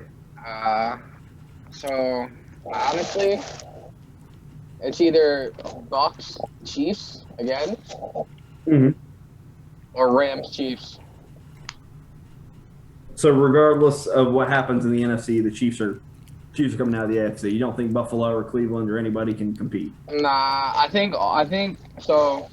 No. I think they're solid teams, but I also think they're two teams that probably had the best seasons they'll have in quite a bit of time. I think I don't want to say they peaked because I don't think it's like a peak, but I think they got the best out of all their guys and got to where they can get to with the best out of all their guys. I don't think Josh Allen is ever going to play it like that again. I think he was amazing, and I think he's good. I don't think he's ever going to play as well as he did again. And I think it's I disagree with that. You disagree? Disagree? Yeah, I mean, I was saying earlier today how like I can't believe the leap that he made in such a short time. But I don't think as a quarterback like Allen that he'll take a step back for a few more years, unless just something drastic happens, like some sort of crazy injury, or they trade away Stephon Diggs for whatever reason, or there's massive injuries to the offensive line. I can't see Allen taking a big step back. Don't think he's actually as good as he was this year. No. I went the opposite way. I said that I was because I said before the season, like, he's a glorified Tim Tebow. He's got a strong arm. He's big, and that's it. He he's was not accurate. Yeah. But this year he proved me wrong. It's because Diggs change helps a lot. Obviously. Yeah, and the impact. Is JR using an actual mic? Is there an actual mic? Yeah, motherfucker went corporate on us. Yeah, super, bro. Who are these headphones and mics sponsored by? These are my Beats headphones, and this is I don't know, it's the M Audio USB mic. Oh shit. Here's a plug. Okay, so it's slight, ain't nothing crazy. Last question to get you caught up with us. Honest expectation for your team going into 2021 early. Rams, Super Bowl. Oh, Super Bowl. Matt Stafford is going to carry him to the promised land. that's big boy talk. Time for the staph infection. Yeah. Okay, so you're caught up with us now. Are you fucking opening snacks over there? What the hell are you doing? No, I was throwing bags. What the hell is going on over there? What the hell's going on out there? All right, Lester. So you're caught up with us. So the topic. This is actually called the Take Keith Fuck These Niggas Up podcast. It could be. I just used the intro as it. You got a white guy. You can't do that. We kept it as we said it was the No Name podcast. White but people up. Well, no, but we get sued by No Name. Yeah. she's gonna sue a So you're podcast. skating on thin ice, pal. Podcast. So I'm still going with stools and bars. What was the other one you said? Atlantic Avengers. Atlantic Avengers, yeah. Yeah, Atlantic Avengers, baby. So topic now also is breakout players and who will disappoint next year. And I don't really know of a guy I can think of that's going to have a big breakout year. Not rookies, not counting incoming rookies. No, yeah. Like people who played this year who might. Yeah. I think that, you mentioned Josh Allen as a guy you think is going to regress. I think Kyler Murray is going to disappoint. And I say that as someone who loves Kyler Murray. But there's just something about his game that's lacking. It's not his height. I don't really know what it is. I can't put my finger on it, but there's just something about it that I don't think he's going to be able to carry Arizona's offense like I don't think he's that good, honestly. To be able to. Yeah. I mean, having DeAndre Hopkins for him was supposed to be what Stephon Diggs did for Josh Allen. But it didn't nearly have the same effect, which is crazy to say because he got the best wide receiver in the NFL. I mean, obviously he had the Hail Mary, but I don't know. I just think Kyler Murray is going to come out next year and disappoint a lot of people. It's possible. Breakout player? Would J.K. Dobbins for like 1,100 yards count as breakout? Yeah. I'd say so. I think, especially now, he's going to be the focal point of that run game. As far as running backs go, not obviously we'll still have Lamar Jackson thing, but Dobbins being the lead back, I could see him having a good year. For sure. Maybe Curtis Samuel wherever he ends up, right? Yeah. I think he'll go to Miami. I've said that a few times That's on what here. I was gonna say Kenny Galladay wherever he ends up because he's a dog. Well, can you really say that Galladay would have a breakout year because he's already considered to be a top wide receiver? I wouldn't say he's a top receiver. No, he's always been like He's a lot better than- fringe top 10, maybe not even Yeah. top 10. So do you think Close. he breaks that this Yeah. year? And Yeah, Depending on where he Depending- goes, yeah. depending ends on If he ends up in Miami, hell, Yeah. he'd be wide Well, receiver one for sure there. depending on Miami's moves, I think Tua could become a breakout player Yeah. Yeah. I think with the that right moves.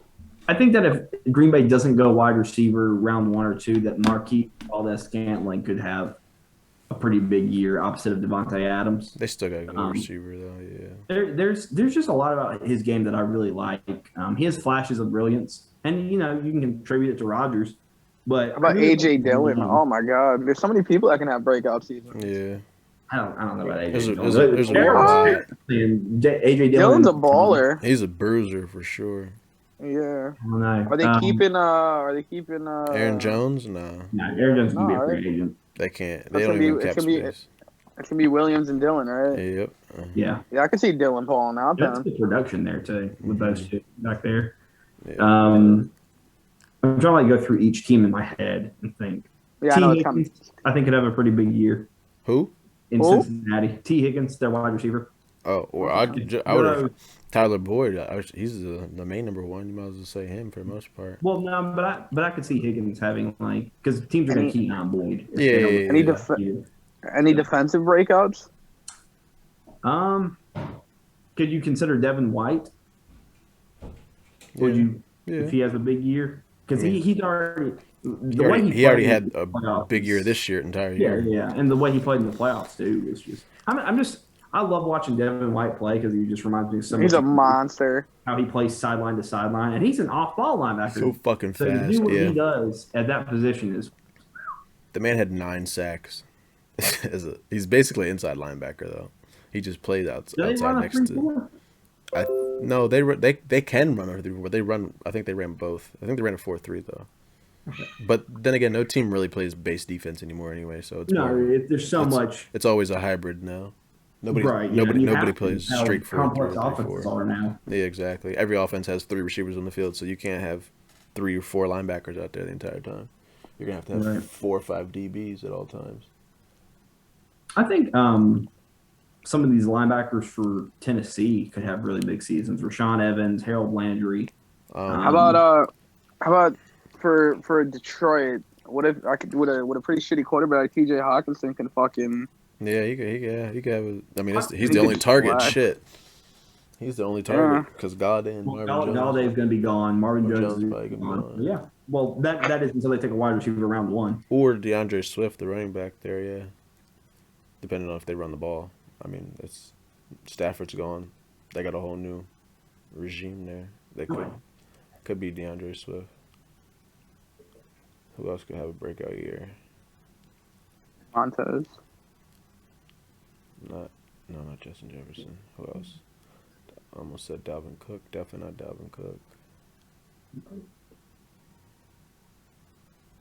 Ooh, You guys, be right back. maybe Terry McLaurin and on the football team down there, depending On on the football team. depending On on the football team. depending on who his quarterback is.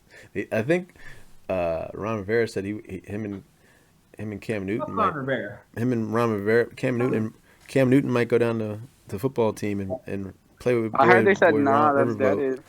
I don't know. That wouldn't be a terrible move. I can see Cam going to the football team and forming like the most brolic Who's roster that? of Cam, your boy Cam. All time. No. Cam's not going to the football team. They've already said that's not going to happen. Who said that? The Did inside guys, Rappaport, Schefter. Oh, did he? Yeah, they put a report out the other day that said They did it that it's quick. pretty unlikely, which I believe. Like I think Rivera and Cam need to stay away from each other. Not even for the vet minimum. Damn. I'm worried. Like somebody asked me today, like, "Where's Cam going?" I couldn't answer. I don't know. He can come. I don't know. He can come play backup in I us. think he'll end up as a backup with either Kansas City, Seattle, maybe Buffalo. Maybe he'll back up Josh Allen in Buffalo. He needs to back up an old vet like Ben or somebody for a year or so. I'd like to see him in Pittsburgh. Yeah, he could play. Use him at quarterback sneaks, and since we can't run the ball, shit. Chicago's about a year too late on him now. Chicago's a fucking shithole. Yeah. I don't know why Russell Wilson wants to go there. Or no good quarterbacks go in general. For some reason, Russell Wilson's odd ass wants to go there. Maybe could y'all consider Justin Herbert a breakout candidate? Yeah, bro. I consider him already broken out, honestly. That's what I'm saying, because he had such an incredible rookie year. So He's fucking amazing. How about CD Lamb? Yeah. That could for sure could be a breakout. CD Lamb could be a number 2 receiver. They get Dak back. Who? Yeah, you have to get Dak back. back. Get Dak back. Then. Yeah. I guess he's CD. Doing his thing. It's just crazy. Dallas has 3 guys that can be considered wide receiver ones. It's nuts. Honestly is crazy. Who's the third one? Gallup, Amari, and CD. Yeah, Gallup is good. Gallup's nice. Yeah, Gallup is nice. If he wasn't in Dallas, he'd be wide receiver. Amari and CD are the dogs. They're ridiculous. Yeah. So, what about guys who will disappoint real big next year? I mean, I said Kyler Murray. Losa, you said Josh Allen. Yeah. Maybe Tannehill. Yeah, but I don't know. I don't expect a lot out of him though because he's a game manager. He is. Yeah. That's what I'm trying to think. He really got exposed in the playoffs. I'm trying. AJ Brown feeding off that would probably have a disappointing season. Yeah, I think Corey Davis, wherever he goes, he'll have a pretty good year. I can see him going to Baltimore. He's a free agent. Yeah. Yeah, that's what I'm saying. I think he go to Baltimore, have a pretty good year. AJ Brown could have a pretty disappointing year. Joe Burrow. I feel like Joe Burrow has a pretty good year, depending on the moves Cincinnati makes this offseason. Why another surprising? I don't know if it's a breakout. A surprise is going to be Dez Bryant wherever he goes. Dez Bryant? He's still in Baltimore. You think so? Yeah. No, Dez Bryant's going to ball the fuck out next year. Watch. I disagree completely. He's definitely not going to Baltimore, obviously. I think he's going to Carolina and he's going to ball out. You going to replace Curtis Samuel as our gadget player? As your deep threat. I'd love to see old ass Dez Bryant as your deep threat. Yeah. Dez is only like 32. That's old for his slow ass. Man. He's old and slow. Miles Sanders is gonna have a good year too. If they run the ball, yeah. Carson Wentz will probably have a comeback season. His could be a breakout year. Jalen Hurts is gonna be disappointing. I disagree. I'm complete flip with you. If they don't get any weapons, then yeah, he'd probably have a disappointing year. I think Jalen Hurts. I like Jalen Hurts. I think he's gonna be ass. I think he'll be good, and I think Carson Wentz will disappoint. No. I think Wentz will be fine. Feeling in Indianapolis is what Phillip Rivers, this kind of season that Phillip Rivers just had. No, Wentz should do a little better. Dante Moncrief. Where's that bum sitting at these days? I think he's in Jacksonville. He played a game for Carolina, and then they cut him. Oh, shit. He played. A couple years ago, I'd be so happy that Dante Moncrief was here. That man lasted half a season for us and caught, I think, maybe 2 passes. That man was fucking pathetic. Jesus Christ. Yeah. Some of these guys in Jacksonville, some of these wide receivers, I feel like could have pretty big years with Trevor. Ooh, DJ Chark. Yeah, Chark. Who's our other? Marquise Lee, I think. Marquise Lee. I forget who else is there. Justin Blackmon. Yeah. Like 7 years ago. Justin Black. Josh Gordon signed with what's that league called? I don't know. It's like fan controlled football. Yeah, that's what it is. That's what it is. I think he's teaming up with Johnny Manziel. Yeah. Fuck Johnny. So you think hilarious. this Russ wanting to play in other places but not asking for a trade affect his feng shui with like DK? I'd forgotten about that topic, so we talked about it a little bit earlier, and I said we'll come back to it. Mm-hmm. So thank you for reminding me of that. Let's talk about that. Like, where did that come from? I don't know. It came out of left field. I heard he was making suggestions in some kind of meeting and shit like that on what direction they should take, and they completely disregarded it. And he was like, "All right, fuck this, I'm out." Like, he did an interview with somebody. I'm gonna fuck these niggas up. Where'd the take you? Yeah, word for word what he said. But no, he had an interview with somebody, and he said, "I've been hit over 400 times." Oh yeah, Something along those lines, and he's had more I protection go with back and forth Sierra. with this because Russell Wilson at worst is a top 2 quarterback in the NFL, and Top 3. Yeah, top 3. yeah, I mean you can interchange. Watson. Like Mahomes is obviously 1. Yeah, him and Watson. And Wilson, I would say, is right there. Yeah. But so he might. I feel like to an extent he has earned the right to go to this front office and say, this is what I want, man. Like I've been carrying this offense. Do what? It's literally just him. Yeah. Yeah. I mean, I've been carrying this offense, and now he's got good receivers: Metcalf, Tyler Lockett. But offensive line, yeah, he's been. And now I will say this: I've watched enough of Seattle games to know that some of these sacks are on him. He runs into them himself. Oh yeah, he holds on to Standing the in the ball. play too Yeah, He runs out of a clean pocket. You texting the whole JR? Scrolling on Twitter. Oh. He said, "Fuck this podcast. I'm trying to see what Jeff's supposed to do." No, I put on my phone the entire time. He has. I was sitting here talking, and this is Fuck this him. podcast from the start. No. I was sending Snapchats and everything. Rolling through the our list of topics as well. But We're playing yeah, over like chats. I can't really like. I think it's a whole lot of noise about Russell Wilson. I don't think he's getting moved. I think it's just kind of off-season chatter. You'll hear it about a couple of big guys every off-season, and nothing comes of it. I think it's kind of the same situation as this. But Russell Wilson has absolutely earned the right to go to the front office and say, like, Whatever. guys, some offensive line. Like, help me out here. Sure. He is the team. Yeah, you're the whole I mean, franchise. he is. And How pissed is Jamal Adams right now? Isn't he a free agent? What's he doing? no, he's still with Seattle, but No, he didn't get paid yet though. He's a free Jamal's agent. too worried about continuing to call out the Jets and saying how shitty they were to him every 5 minutes. He's a free agent, isn't he? Joke. Oh, another breakout. What's this guy from Jamal Adams a Atlanta, free the agent? halfback? Are you asking me or Siri? I'm asking in general. I thought Jamal Adams a free agent or not. Audience, please comment and let us know. Mom, if you're watching this, Don't comment. yeah, please don't comment, Mom. I'm looking up Jamal Adams' contract right now. Yeah. Fucking. What's this dude's name from Atlanta, the halfback? He'll be a breakout this year. The Falcons have a halfback? Who the hell's their halfback? Todd Gurley? No, the other one. Oh, boy, I don't know Bull's name. Oh, fucking shit. It wasn't that memorable. Oh no, Jamal Adams has his 5th-year option. That is right. Cool. He's a free agent after this year. Fucking You guys got Tampa Bay back in the Super Bowl? that outside linebacker Jamal Adams. He needs to change positions. What'd you say, Alyssa? You guys got Tampa Bay back in the Super Bowl or no? Them or Green Bay possibly. It's so hard to repeat in the NFL, but if there's one team that can do it, I feel like it's Brady and Tampa Bay because If there's one team that can do it, it's Tom Brady. Yeah. I mean, pretty They're not- much. they don't- they're not losing. Yeah. And they're not losing much of if anybody. No, anyway. I mean they're getting pretty much all their guys back. Their coaching is tremendous. They have the most talented roster from top to bottom.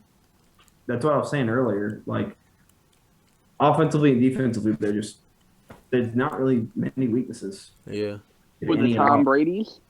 What happened? What? The Tom Brady's? The Tampa Bay Buccaneers. And they'll probably draft a running back too. They need another Tampa running back. Bay Brady. Do they need a running back though? Because Ronald Yeah. Jones is better in the regular season and then playoff. Ronald Jones is meh, and then Fournette's okay. Ronald but, Jones is the best halfback on that team. I mean, I yeah, agree with that. which isn't that's not saying much because Leonard Fournette What? was. Ronald Jones is a good runner. Yeah, He's solid. He's not like meh. He's all right. He's like middle of the pack.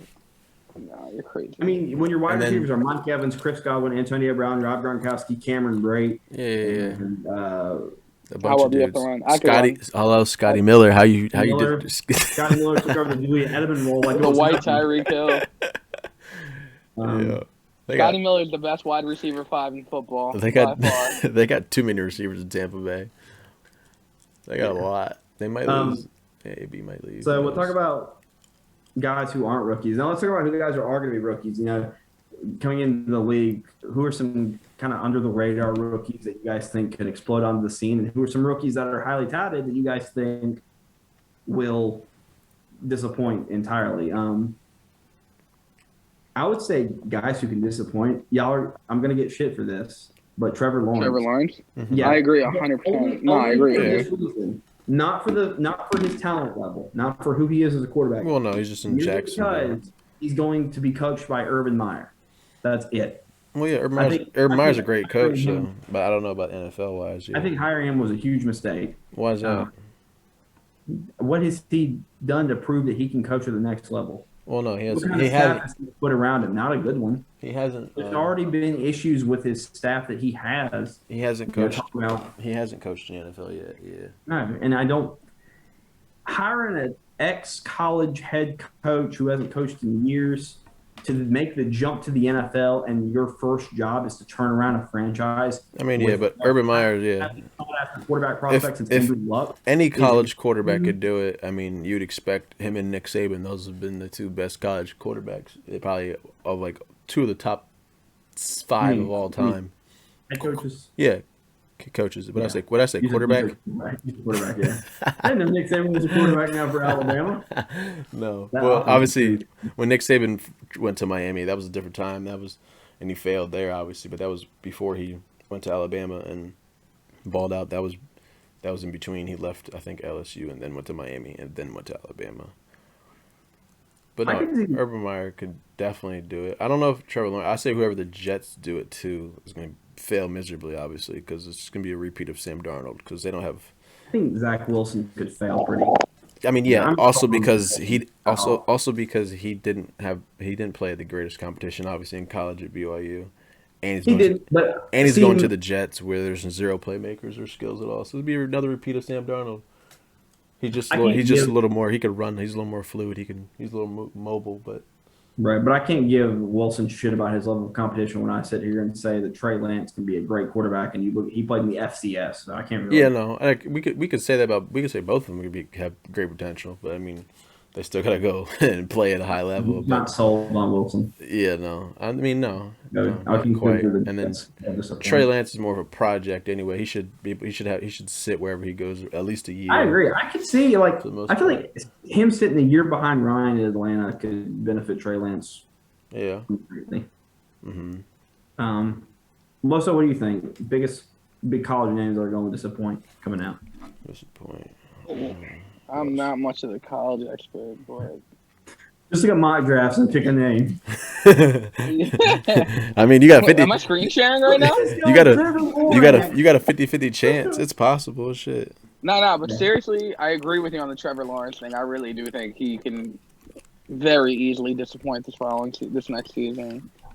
And I think another part of it is the fact that he is so highly touted. Touted? Like I said, he's the. You don't think there's any chance that Fields goes first? No, not at all. No. It's a foregone conclusion that Lawrence is going number 1. Yeah. I mean, it's just a no-brainer. You take him. He's the biggest prospect since Andrew Luck. Take him. Yeah. Figure the rest out. What do you guys think about Devontae Smith? You think he's going to be all that? He's gonna be a dog. He's the same size as Odell. He'll be a dog wherever he goes. I hope he Miami. Falls. I hope he falls. And not 3. No, it'll be if Miami Jamar stays where Chase. They're going to take Jamar Chase. Yeah. Jamar Chase will go 3 before him. Yeah. And then I don't care about that Alabama connection. Jamar Chase. Devontae Smith should go anywhere in that 6 Eagles range, 7 Lions range. Yeah. 10. No, Dallas is 10. Definitely not 10. 11. Take another wide receiver. Why not? It'd be fucking pathetic. Dak could throw for 7,000 yards and get sacked 200 times, and still win 7 games. It'd be awful. Just look at a mock draft and pick a name. I'm looking at some of these mock drafts. Go ahead, Lefty. I didn't say anything. I thought you said.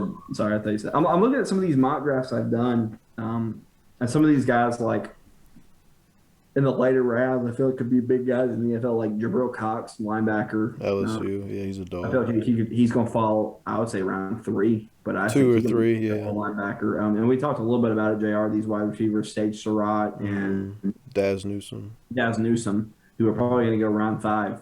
And I think they can make great things. Wyatt Davis is gonna go round 2. Like he's people know how good of a guard he is, but just based around who's ahead of him as far as like these boards. Landon Dickerson, a center from Alabama, another dog. Creed Humphrey, Israel Mukuamu from South Carolina, who played kind of corner safety hybrid. He is somebody I feel like could make a huge splash his rookie year. Breakout guys. Let's see who else we got. Kyle Pitts, wherever the fuck he goes, is gonna be a monster. But we know Kyle Pitts will be a monster wherever he goes. Walker Little is a tackle I could see someone taking in the 4th round, and he needs some more that I think he can do. Let me throw out some names. Rashad Bateman from receiver Minnesota. Rashad Bateman should go round 1. He should be. Wherever he depending on what team he goes to. Yeah, and he might even be like a late bloomer, like Michael Pittman is. No, not at all. Right yeah, now. he should. He'll be good. J.C. Horn, a corner from South Carolina, I like a lot. Justin Oweh, the edge rusher. I'm not a fan of Jason Oweh from Penn State. You don't think so? No, I watched him too many times live. He's more of he's a freak of nature. He's an athlete for sure, but I wasn't a fan of him just because he's just too raw. He's like a. Okay, cool. Thanks for upgrading it, JR. What? I got a message on Zoom that said the host of this has upgraded the meeting and it now has unlimited minutes. Yeah, I didn't upgrade shit. We've been on here for 2 hours, so I would hope so. I didn't upgrade shit. Zoom just let it rock. All right. I got the same thing on my screen. Zoom is actually charging your card like $50 now. Yeah.